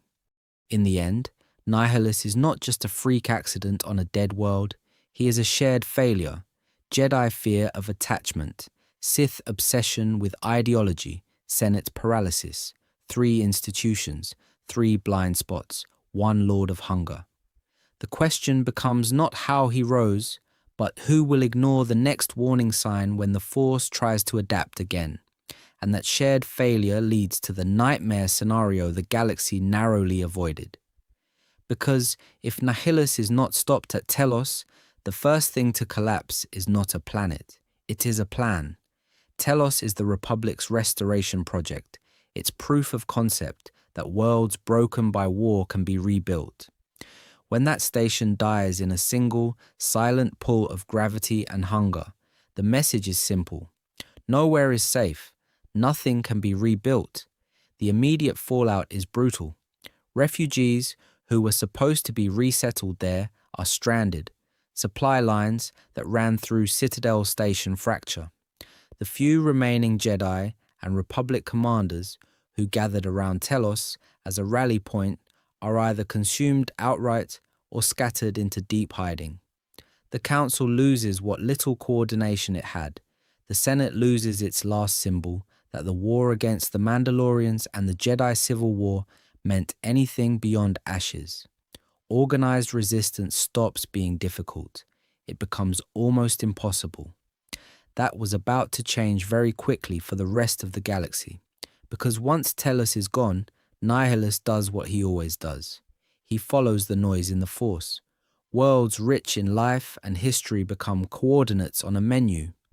Core worlds with dense populations, remaining Jedi enclaves that survived Katarr by staying quiet, even rival Sith academies and strongholds that radiate dark side power. Coruscant, Dantooine, Onderon, Korriban. The heart of civilization turns into a buffet line. This is the story of a predator that does not care whose banner flies over a world, only how loudly it sings in the Force. That is what terrifies both sides. A Jedi temple is a feast. A Sith fortress is also a feast. Victory and defeat taste the same. On the Sith side, the picture is even worse. Without Triya's moderating influence, there is no strategic mind trying to redirect or restrain him. Sion is powerful but unstable, an immortal tantrum held together by pain. Other Sith factions are busy knifing each other over ideology and titles. They are excellent at purges, terrible at coalitions. Any lord who tries to ally with Nihilus faces a simple equation. As long as they are useful, they live. The moment they hesitate, question, or appear redundant, they become calories. It is alliance in the same way a ration bar is an ally to a starving soldier. The Force itself begins to change. Every planetary drain on the scale of Katarr tears another hole in reality. Regions of space become dim, then quiet, then dead. In these voids, Jedi battle meditation fails. Sith battle fury sputters. Precognition turns to static. It wasn't a perfect system, but for thousands of years the Force had been a shared medium. Now, whole sectors fall off the spiritual map. The Republic's hyperlanes still exist on charts, but they start leading to dark, airless worlds and derelict fleets drifting between mute stars. A few pockets of life survive on forgotten moons, in shielded habitats, or buried under oceans, living by one rule: never draw attention in the Force. Because somewhere in the dark, something is still hungry. And the next section is about what happens when the galaxy finally realizes. It may already be too late to run. The galaxy had seen Sith before, conquerors, manipulators, warlords with fleets and banners. But when it finally understood what Nihilus was, every comparison to an ordinary Dark Lord suddenly felt inadequate. Start with Revan and Malak, two Jedi who broke from the Council, took command of the Republic war machine, and then turned it into a Sith empire almost overnight. Brilliant strategists, charismatic leaders. Revan, in particular, fought the Mandalorians, the Jedi, and the Senate, and kept winning, not just through force power, but through logistics, intelligence, and a terrifying ability to read people and move them like pieces on a Daedric board. Malak was cruder, but still lethal. A frontline hammer to Revan's scalpel. He ordered orbital bombardments on civilian targets, turned captured Jedi into dark side soldiers, and pushed the war toward total annihilation. Their strength was a combination: military genius, raw force talent, and the capacity to command entire fleets that believed in them. This is the story of Sith who could walk into a war room and change the course of the galaxy with a single order. Sidious took that template and buried it under 1,000 layers of subtlety. No superweapon at Malachor V, no visible throne on a flagship. Just a senator from Naboo, a friendly face in the Senate, slowly tightening a noose no one could see. He engineered a galactic war using clones and separatists as disposable pieces, played the Council and the Republic against each other, and turned emergency powers into permanent rule. It wasn't a perfect system. It was better. It was self-maintaining tyranny. So what Obi-Wan found in the Clone Wars was a Sith who won by making everyone else press the trigger for him. Sidious inspired fear of occupation, of purges, of an empire that would watch every move. Revan and Malak inspired fear of invasion, of fleets in the sky and Sith boarding parties in the streets. Terrifying but still political. There was room for resistance, for rebellions, for desperate last stands. Nihilus does not leave room. That was about to change very quickly. He has no Senate bloc, no loyal clone army, no intricate web of spies. Compared to Revan's tactical brilliance or Sidious's patience, Nihilus looks almost primitive. He points his ship at a world, reaches out through the wound that used to be a man, and removes the population from the Force in one act. Katarr was the example everyone remembered: a Jedi conclave, an entire Miraluka colony, one feeding, silence. No other Sith is canonically credited with that scale of destruction in a single moment. Revan could break fleets, Malak could glass cities, Sidious could sign orders that condemned planets. Nihilus just erases them. The fear he generates is not fear of chains. It is fear of non-existence, of being swallowed so completely that even the Force forgets the victim was ever there. For Jedi Guardians, he is the nightmare you cannot duel. For Sith Empire builders, he is worse, a lord who ends the game instead of winning it. Revan, Malak, Sidious, they change who runs the galaxy. Nihilus is the one most likely to make sure there is no galaxy left to run. And that leads to a very uncomfortable question for both sides. If he cannot be outfought or outvoted, can he be outlived? Because if Nihilus can only be outlived, that raises a bigger, stranger question. What happens when the war stops being about who wins and starts being about whether the Force itself survives the impact? The Jedi had an answer for balance. At least, they thought they did. For generations, balance meant the light in control and the dark pushed to the margins, a republic policed by guardians who kept anger, fear, and hatred suppressed. The Council framed peace as the absence of the dark side, not its integration. It wasn't a perfect system, but for 1,000 years before Revan, it held. That was about to change very quickly, because by the time of Malachor V, Balance stops being a moral equation and becomes a structural one. The mass shadow generator doesn't just kill a Mandalorian fleet, it tears a hole in reality's operating system.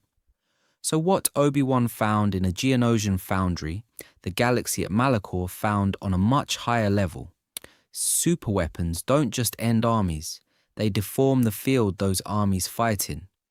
Nihilus, the exile, even the world of Malachor itself, are all symptoms of that deformation. They are not just very dark Force users. They are wounds and voids, places where the Force collapses in on itself or frays at the edges. This is the story of a galaxy discovering that the Force isn't a clean, light-dark dial. It is a living, reactive field that can be scarred by trauma, the way Katarr is scarred when its entire population is devoured in a single breath. Once that idea is on the table, prophecy starts to look different. If the Force can be injured, then visions of chosen ones and restored balance might not be abstract morality tales. They might be emergency responses. Revan being pulled back from the brink, the exile being drawn to Nihilus, later Anakin being framed as the one who will bring balance, all start to read as the Force trying to splint its own broken bones, using sentient beings as the cast. And that exposes a fragility no one wants to admit. The Jedi tell themselves the Force is eternal. The Sith tell themselves they can bend it without consequence. But Nihilus is the bill coming due. Superweapons, genocides, industrial-scale war. Each one doesn't just depopulate worlds, it risks leaving permanent metaphysical craters. The Senate can vote to end a campaign. The Council cannot vote to unmake a wound, which leads to the long-term nightmare. If one Malachor can generate one Nihilus, what happens after 10 Malachors, 1,000 years apart, across a restless galaxy that keeps inventing new ways to kill? Nothing in the Force's history guarantees that anomalies like him are one-time accidents. If anything, the pattern points the other way. Jedi and Sith are no longer just arguing over who steers history. They are, whether they admit it or not, responsible for keeping history from punching through the hull of reality again, because somewhere out there, the next great trauma is always loading. And when the next great trauma finally hits, the galaxy does what it always does when it survives something it doesn't understand. It turns it into a story. Nihilus is one of the clearest examples of that. During his lifetime, he is a walking anomaly report. After his death, he becomes a rumor with a name.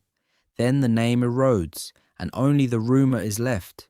Wars roll on, regimes flip, archives burn, the Republic falls to an empire, the empire falls to rebels, and every transition shreds another layer of accurate records. Jedi archivists quietly seal away what remains. Sith cults hoard their own fragments. Neither side is eager to advertise that there was once a being who made both orders feel helpless. It wasn't a perfect system. Holocrons are mislabeled, redacted, or lost in council reshuffles and palace coups. A few key phrases survive in restricted sections. Wound in the Force, planetary drain, Malachor. Enough to scare researchers, not enough to teach them how it really worked. That was about to change very quickly out on the frontier, where official history barely arrives at all. Out there, Nihilus stops being a classified incident and turns into a campfire warning. Spacers talk about a silent cruiser that appears on long-range scopes, all angles and black hole, with a single white mask burning in the viewports. Smugglers whisper about systems that went dark overnight. No distress calls, no debris, just dead hyperlanes and cold stars. On worlds that never heard of Katarr, there are children's rhymes about a masked ghost that steals the breath of planets.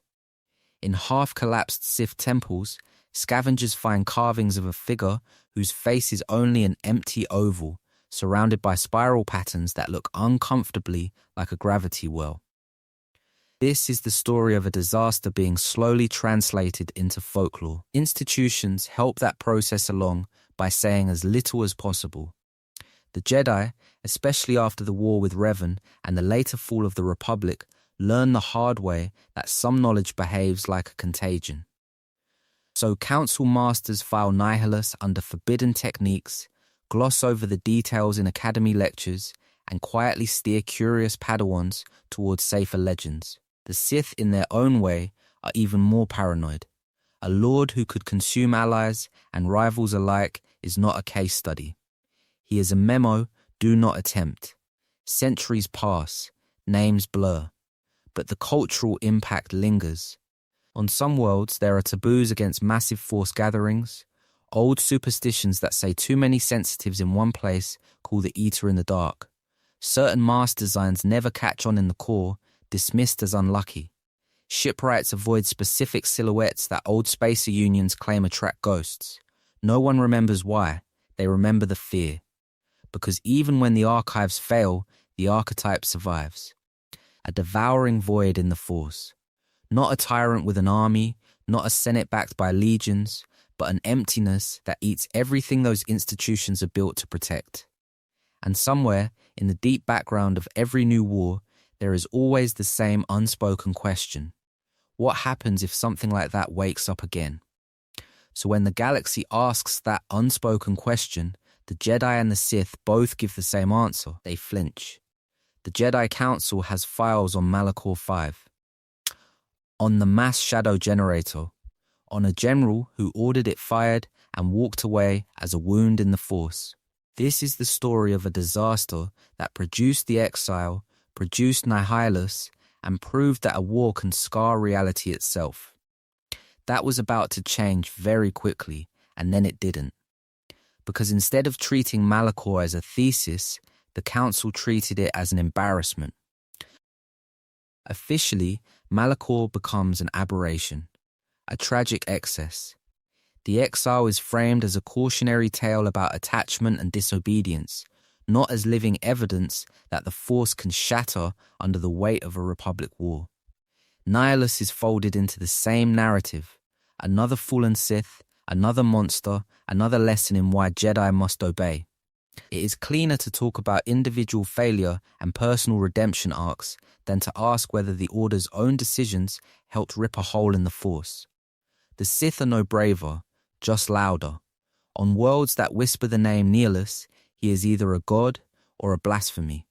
Some acolytes glorify him as the ultimate expression of Sith freedom, a being who took what he wanted from the galaxy until nothing was left. Others condemn him as a mistake, a warning that unrestrained hunger leads not to dominion, but to oblivion. In both cases, he is an icon, not a question. Almost no one in the Sith Triumvirate shadow wants to ask what it means that the dark side can cannibalize its own servants that completely. Because the moment Jedi or Sith admit that their wars can literally deform the Force, everything else starts to wobble. The Republic's Great Crusades, the Council's battle meditations, the Sith obsession with superweapons, suddenly these are not just morally messy choices, but potential catalysts for the next Katarr. It wasn't a perfect system, it was a potentially suicidal one. And if the Senate or the rank and file of any army ever internalized that, the whole machinery of holy war might grind to a halt. Here is the pattern interrupt. In another galaxy, Jedi historians and Sith sorcerers might have been forced into the same room, trading notes over Malachor's ruins, building a shared quarantine protocol for wounds in the Force. Uneasy cooperation. Temporary ceasefire. Not peace, but survival. Instead, hatred does the easy thing. It keeps them separate, each side insisting that understanding the other's catastrophe would somehow legitimize it.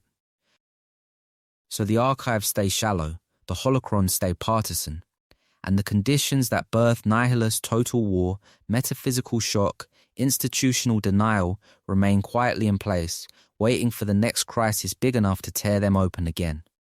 Those conditions would not stay theoretical for long. This is the story of how an ancient wound in the Force echoes through a very different war, with very familiar mistakes. The planet was Malachor V, The year was the end of the Mandalorian Wars. A superweapon fired, gravity folded in on itself, and a battlefield became a graveyard in a single pulse. The planet was Geonosis. The year was the end of the Republic's peacetime illusion. A secret clone army dropped into an arena, and a rescue mission became a galactic war in minutes. 2 battles, generations apart, both engineered to end a crisis quickly through overwhelming force, both quietly planting the seeds of something much worse. Malachor births Nihilus, a man shattered so completely that only hunger remains. Geonosis births the Clone Wars, a conflict designed by a chancellor who is already a Sith Lord. On Malachor, the mass shadow generator tears the Force open and leaves a wound that learns to feed. On Geonosis, the Grand Army and the droid legions lock the galaxy into a machine that will eventually justify Order 66. Neither is an accident. Both are carefully constructed disasters. Trier looks at Malachor and sees opportunity. Trauma on a civilizational scale that can be weaponized, reshaping how the Force flows through the galaxy. That was about to change very quickly in the Republic as well. Palpatine reads the Clone Wars the same way. Every lost world, every dead clone, every panicked debate in the Senate becomes leverage. The more exhausted the institutions become, the easier it is to tilt the balance toward the Sith without ever igniting a red blade in public. The Jedi Council missed this pattern twice. In Nihilus's era, they focus on hunting surviving Sith Lords, on names and titles, while the real danger is the way Malachor's mass death has warped the Force itself. During the Clone Wars, they concentrate on Dooku, Grievous, individual assassins, while the war's sheer scale is thinning their numbers, corroding their ethics, and saturating the galaxy in fear. It wasn't a perfect system, it was a perfect trap.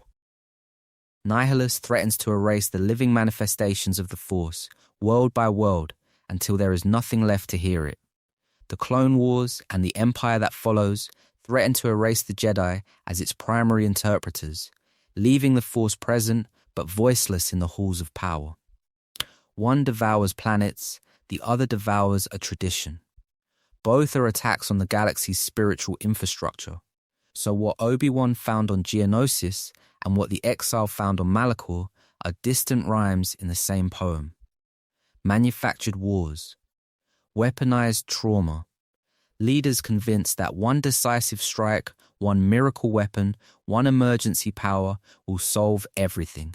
Instead, each solution births a new kind of Sith, a new kind of wound, and the cycle of hubris, war, and unintended consequences keeps turning, waiting for the next generation to repeat it or finally break it. That cycle raises an uncomfortable question. If Malachor and Nihilus were the product of one war and one superweapon, what happens in an era that builds Death Stars as line items in a Senate budget? To get another Nihilus, the galaxy needs a specific recipe. A war so vast and so saturated in the Force that every battle screams across hyperspace.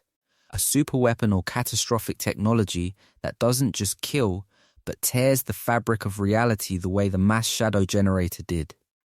And a person standing at ground zero in that moment, mind and spirit shattering as the blast hits, their trauma fusing with the wound in the Force. It wasn't a perfect system, but it worked once. So now look at the modern timeline. The Clone Wars, millions of clone soldiers bred for a single conflict. Thousands of Jedi turned into generals overnight.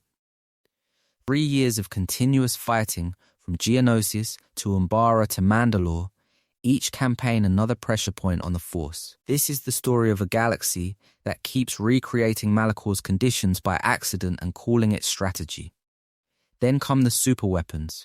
The first Death Star annihilates Alderaan in an instant. The second dies above Endor in a storm of rage and redemption. Starkiller Base drains a star and erases multiple Republic worlds while the Senate watches, then doesn't watch anything again. Each detonation is a psychic shockwave. Billions die without warning.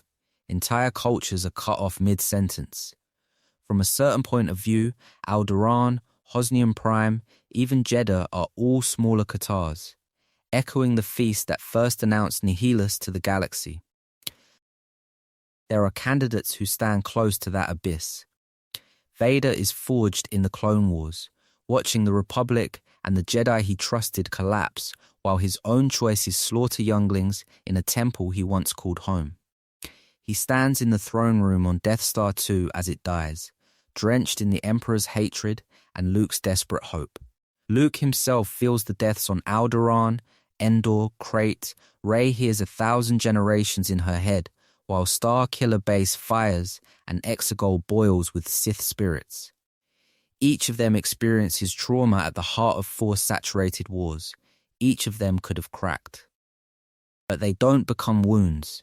Vader turns back to the light in the moment of greatest pressure, cutting the circuit before his hatred can fuse with the station's fall. Luke refuses to kill his father on the second Death Star and later walks away from the old Council's dogma. Rey faces the offer to become all the Sith and instead channels all the Jedi. Different philosophies, different choices, different outcomes. Mitigating factors matter. By the time of the Skywalker era, the Jedi and even some in the Senate know at least fragments of their own history.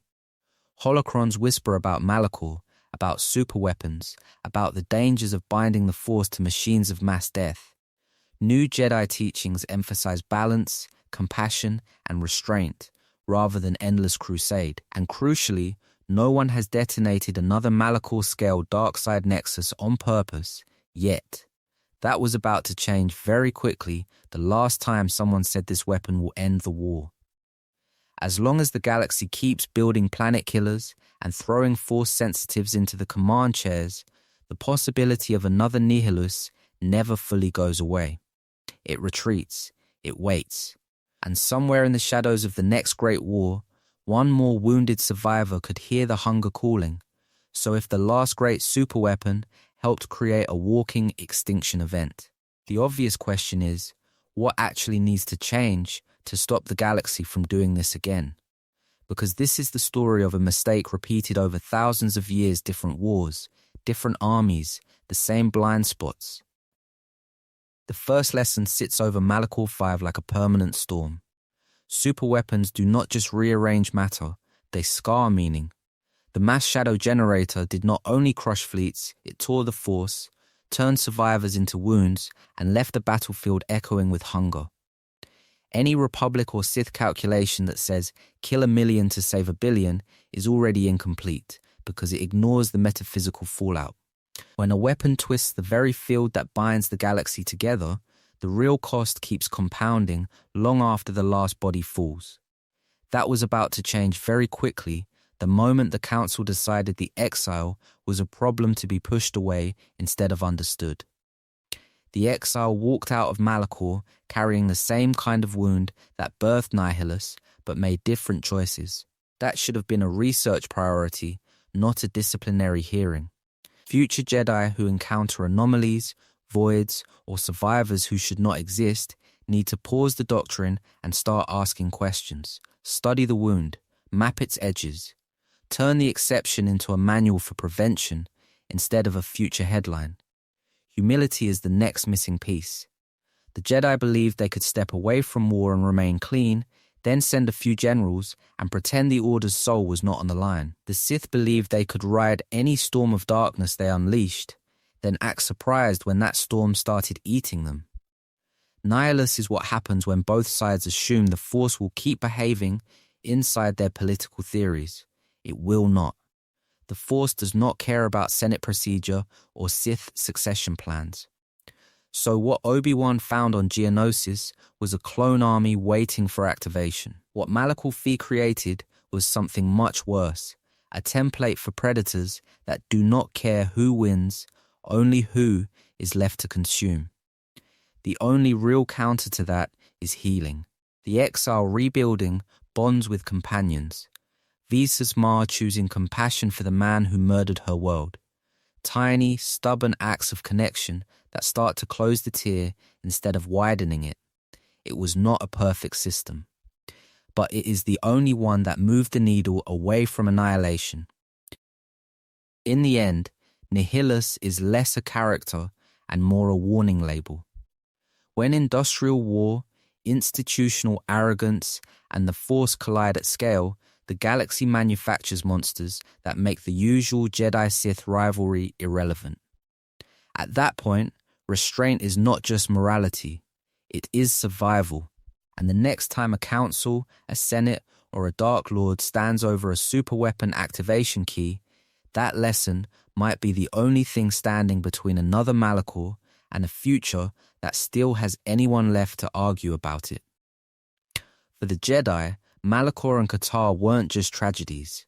They were warnings that the rules they trusted no longer applied.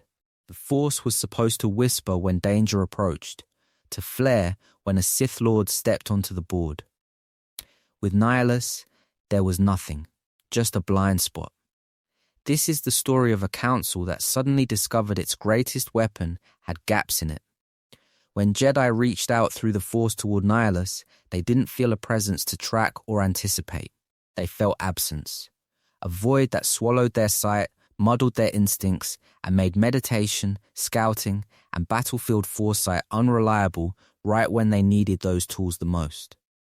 It wasn't a perfect system, but for thousands of years, early warning through the Force had kept the Order one step ahead of most threats.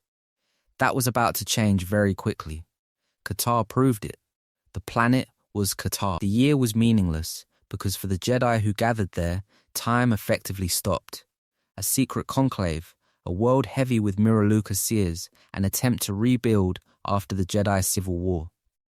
On paper, it was the safest possible move, hide among those who saw only through the Force, far from the main lanes of the Republic. Nihilus turned that sanctuary into bait. He arrived as silence, fed in a single catastrophic act, and left a dead world and a blind order. From that point on, the record was brutal. Surviving Jedi scattered to the edges of the galaxy, only to be hunted down by a Sith Lord they could not reliably sense coming. Temples, safe houses, half-formed enclaves on remote worlds, all the traditional fallback positions that had seen the Order through previous wars were suddenly liabilities. The usual playbook of retreat, regroup, and wait for the dark side to overextend simply failed against an enemy whose overextension meant another planet erased. Underneath the tactics sat a deeper, more corrosive fear. The Jedi had always framed the Force as ultimately balanced, even benevolent when respected. Sith twisted it, but the current itself was not the enemy. Nihilus broke that narrative. His existence hinted that the Force, under the right trauma, could generate something so predatory that Jedi ethics, prophecies, and training manuals had no real category for it. The wound at Malachor did not just create a monster, it exposed a blind faith in cosmic fairness. On a personal level, the horror went even further. A Jedi's identity was built around connection to the Force. To lose that connection was exile, madness, or both. Nihilus weaponized that fear. He didn't simply kill, he consumed the bond itself, ripping away the very thing that made a Jedi. For many, the idea of being drained into that endless hunger, of feeling the Force scream and then go silent inside their own mind, was worse than any vision of physical death. So from the Light's perspective, Nihilus was not just another powerful Sith to defeat in battle. He was a living counter-argument to their oldest assumptions, proof that the Force could birth hungers it would not automatically correct. Fear, in that context, was rational. But as the survivors around the fringes of the Republic were about to learn, fear alone would not be enough to stop him, and the Sith standing beside him had their own reasons to be just as afraid. To the Jedi, Darth Nihilus was terror. To the Sith, he was worse. He was the moment their own doctrine looked back at them, teeth bared, and made it clear there was no deal to be made. Most Sith Lords have an angle: ambition, territory, a seat on a council, command of an army. That can be bargained with. Promises can be traded, rivals delayed, apprentices flattered. Nihilus's primary drive was none of that. His only constant was hunger. Not greed for rank or votes in a Senate chamber, but the raw need to consume life and the Force itself. That meant no one could ever be sure when they would stop being an asset and start being a meal. This is the story of a Sith whose victory condition erased the scoreboard.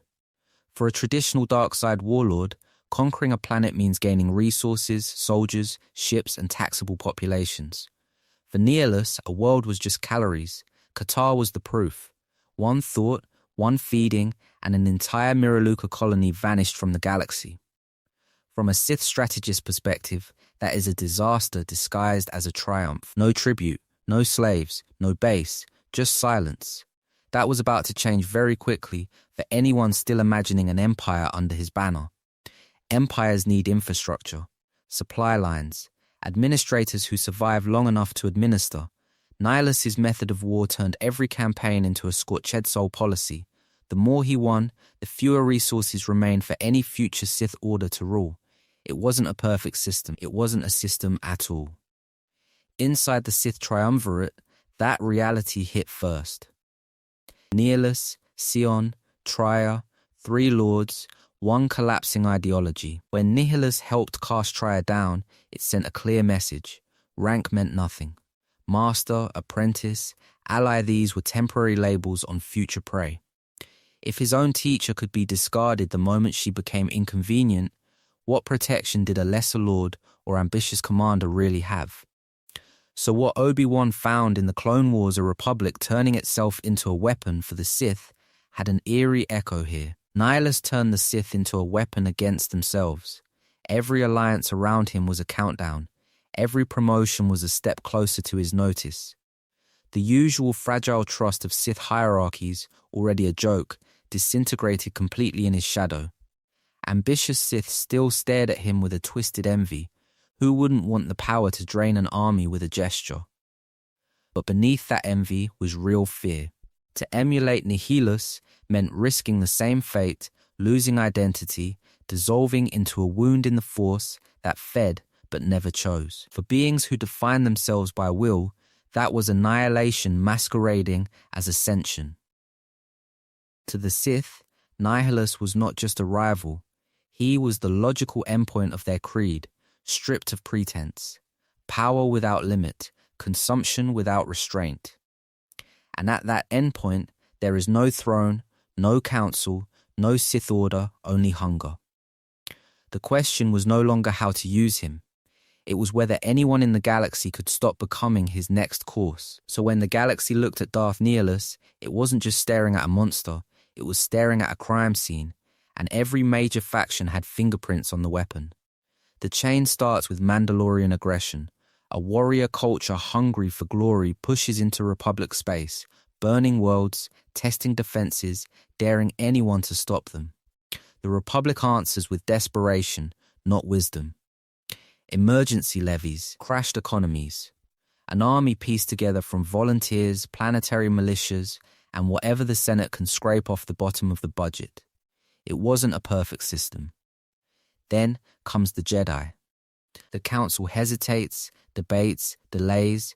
Revan and the Jedi who follow him break ranks and go to war anyway, dragging the Order into a conflict it never truly owns. That fracture matters, because when the Mandalorians dig in at Malachor V, there is no unified moral voice left to say, "This line we do not cross." The planet was Malachor V. The year was the end of the Mandalorian Wars. And in orbit hangs the mass shadow generator, a super weapon the Republic has funded, engineered, and quietly agreed to use if the battle turns against them. This is the story of a galaxy that decides winning is worth rewriting the laws of physics. When the device fires, gravity itself convulses. Fleets are crushed into the planet. The crust shatters. Millions die in an instant. Jedi and Mandalorian and Republic soldier together, their last emotions terror, rage, betrayal imprinted into the very fabric of the Force. In that wound, one surviving commander's shattered connection curdles into something new. Nihilus is born not from a single choice, but from a whole era's willingness to gamble with annihilation. No one walks away clean. Mandalorians ignite the war that makes Malachor possible. The Republic bankrolls the superweapon and signs off on its use. The Jedi Council splinters, failing to present a united moral front against escalation. And when the dust settles, the Sith of the Triumvirate arrive to harvest the trauma, turning a battlefield grave into a training ground and a shrine. That shared guilt becomes shared fear. Because if everyone helped build the conditions that created Nihilus, no one gets to dismiss him as the other side's problem. To the Republic, he is what their emergency powers and secret programs grow into when the oversight fails. To the Jedi, he is the echo of their indecision and their schism. To the Sith, he is their creed taken literally and turned back on them. Most eras prefer simpler legends. Heroes in white, villains in black, a Senate that was misled, a council that meant well. Nihilus refuses that comfort. His origin is a ledger, not a fairy tale, and it forces anyone paying attention to ask whether the system itself was already pointed at catastrophe. So his legend shifts. He stops being just a cautionary tale about one fallen man and becomes a warning label on an entire civilization. Treat war and superweapons as normal tools, and eventually the galaxy grows something that only knows how to use them. That was about to change very quickly, because the first time Nihilus truly feeds, the galaxy sees exactly what that looks like. Katarr was the demonstration. Telos was the answer. From Malachor V to that last jewel above a wounded world, Darth Nihilus follows one of the bleakest arcs in Star Wars.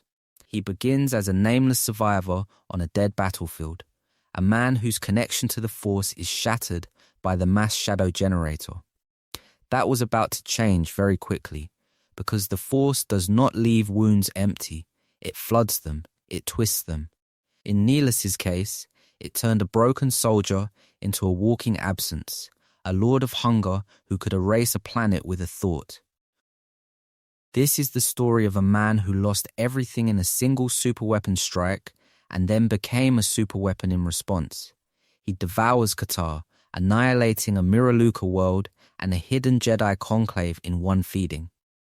He hunts the scattered remnants of the Council, terrifies the Sith Triumvirate that supposedly rules with him, and drives the galaxy into a state where even victory over him feels temporary. The Republic is in ruins, the Jedi are nearly extinct, the Sith have produced something they cannot control.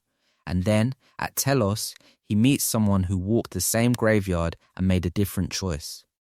The exile is also a wound in the Force, shaped by the same mass shadow generator, but instead of surrendering to hunger, they learn to reconnect, to bind others through loyalty and compassion instead of consumption. Nihilus tries to feed on that wound and finds, for the first time, resistance. His power meets its mirror. One has spent years devouring connections, the other has spent years painstakingly rebuilding them. Only one of those paths can survive contact with the future. Nihilus's fall lands like a distant echo when the saga reaches the Skywalkers. The planet was Geonosis. The year was the end of a 1,000-year peace. Another superweapon project begins in the shadows, another war turns the Force into a blunt instrument, and another generation of wounded Force users emerges. Anakin Skywalker, burned on Mustafar, sealed into armor that turns every breath into a reminder of loss. Ben Solo, shattered by expectation and betrayal, standing on the ruins of Luke's temple. None of them consume worlds the way Nihilus does, but the pattern is familiar. Take trauma, add industrialized war, and the galaxy manufactures monsters. So what Obi-Wan found in the Clone Wars, and what Luke later confronts in his own failures, is the same lesson Nihilus embodies in the extreme. Treat the Force as a weapon, and people as an army, and the collateral damage does not stay on the battlefield. It lives on inside the survivors. Vader's rage, Kylo Ren's obsession, even the Emperor's cloning projects on Exegol all echo that same refusal to let wounds heal. Against that, the saga keeps offering an alternative, the exile choosing to hear Visas Ma instead of discarding her as a broken enemy, Luke throwing away his lightsaber rather than striking down his father, Rey closing her eyes on Exegol and reaching out to a chorus of Jedi, turning isolation into community. It wasn't a perfect system. The Republic falls, the Jedi stumble. the Senate fails to prevent new wars.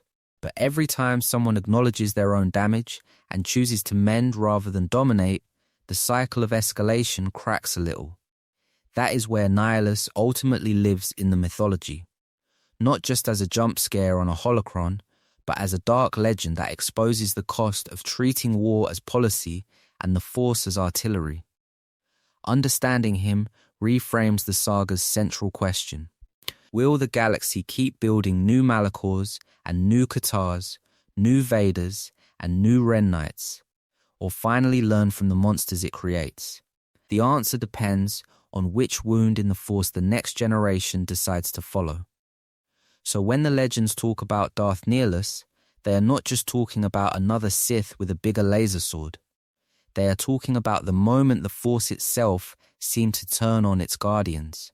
This is the story of why both orders, who agreed on almost nothing, quietly agreed on this. Nihilus was the nightmare you could not wake up from.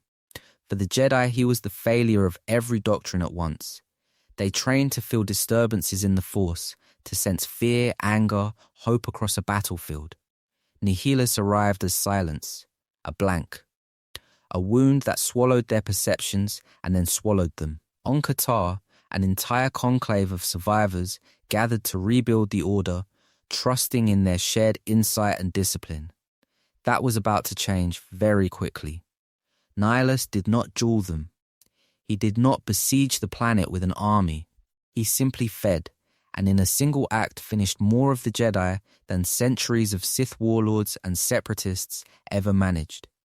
The Council had spent generations teaching that connection to the Force was a shield. Nihilus turned that connection into a handle. The more attuned a Jedi was, the more exquisitely they could be drained. Masters who had survived the Jedi Civil War, who had outplayed Revan and Malak, suddenly found that their greatest strength was the exact frequency of their extinction. It wasn't a perfect system. It did not care who was wise, who was repentant, who was ready to change. It only cared that they were there. For the Sith, the fear ran on a different channel, but it hit just as hard. Sith power depends on a stage, planets to rule, rivals to dominate, an empire to twist into a mirror of the Republic. Nihilus was a black hole dropped in the middle of that stage. Allies vanished into his shadow. Potential empires became empty husks. Even his fellow lords in the Triumvirate understood that standing next to him on the bridge of the Ravager meant existing on borrowed time. So what Obi-Wan found in the Clone Wars with Grievous and manufactured terror meant to escalate the conflict the Sith saw in Nihilus, but with one crucial difference. No one was holding this leash. Together, the reactions of both orders reveal the real horror. Nihilus is not simply stronger or more ruthless. He represents the collapse of meaning. Light, dark, redemption, victory, even defeat. None of it matters to a hunger that does not negotiate and does not stop. The Jedi cannot redeem what has no self. The Sith cannot bargain with what does not care about power, only the absence of anything to wield it over. And that becomes the moral buried under the spectacle. When the Republic, the Jedi and the Sith keep pushing the galaxy past its breaking point Malachor superweapons, clone legions, secret inquisitions, they risk creating wounds in the Force that no council decree or Senate vote can contain. At a certain scale, the question is not who wins the war. The question is whether there is a galaxy left for anyone to rule. So the image lingers, a silent, dead world. No starfighters, no banners, no Senate roll call, no council debates, just a lone mask lying in the dust, the last echo of a lord who tried to eat the galaxy and in doing so erased himself. Behind the myth, the warning is simple. Let hunger run the story, and eventually there is nothing left to tell. Because in a galaxy where power keeps escalating, the next Nihilus is not an ancient anomaly. He is a possibility. So that was Nihilus as a warning. But imagine, for a moment, that the warning could answer back. Imagine the Force as a narrator. Ancient, exhausted, looking back on Malachor V, on the mass shadow generator, on the broken survivor who refused to die and instead learned to feed. This is the story of a galaxy that screamed all at once, and something that heard the echo and decided never to stop listening. If the Force could speak about Darth Nihilus, what would it call him? A mistake, an accident of war that should never have happened? A punishment forged from the Republic's arrogance, the Council's blindness, and the Sith obsession with superweapons that collapse planets and consciences at the same time? Or just a symptom, the fever that proves the infection was already there? Because the pattern did not die with Malachor. That was about to change very quickly in every era that followed. Watch the Clone Wars again and listen for it. Millions of clone troopers bred as an expendable army. A Senate signing away Power One emergency at a time. A Jedi Council stretched so thin it can no longer hear the Force over the drums of war. Different battlefield, same wounded energy. Same temptation to treat people as fuel. Look at Anakin's fall through the lens of Nihilus, a man so terrified of loss that he grabs tighter, sacrifices more, until the only solution he sees is control. Then look at the rise of the First Order, a shattered empire, a traumatized galaxy, a new regime that tries to fill its own emptiness with planet-killing weapons and child soldiers. The names change, the hunger doesn't. So here is the question for you. What is actually more frightening about Darth Nihilus? The scale of his power, the void behind his mask, or the fact that he was made, not born? If the Jedi had listened differently on Malachor, if the Sith had cared about anything beyond winning the next war, could that wound have healed instead of metastasized? How should either tradition respond when the Force itself starts bleeding? Because Nihilus is not the only anomaly hiding in the margins. There are other legends of wounds and echoes, from the depths of Ziost to the forgotten experiments of dark side cults that never made it to the Senate archives. It wasn't a perfect system. Every time the Republic and the Sith turned the Force into a weapon, the Force answered back with something no one could fully control. So now the camera pulls back. One mask on the ground, one galaxy that almost became his last meal. From that distance, the question is no longer only about Jedi or Sith. It is about legacy. In the stories told here, and in the ones lived off screen, do actions create new Malachors, new wounds, new hungers, or do they close them? Stay curious, stay critical, and as the saga plays on, from ancient Sith Lords to the next generation of heroes, listen for the quiet question behind every battle. Are these choices healing the galaxy or teaching the next Nihilus how to starve?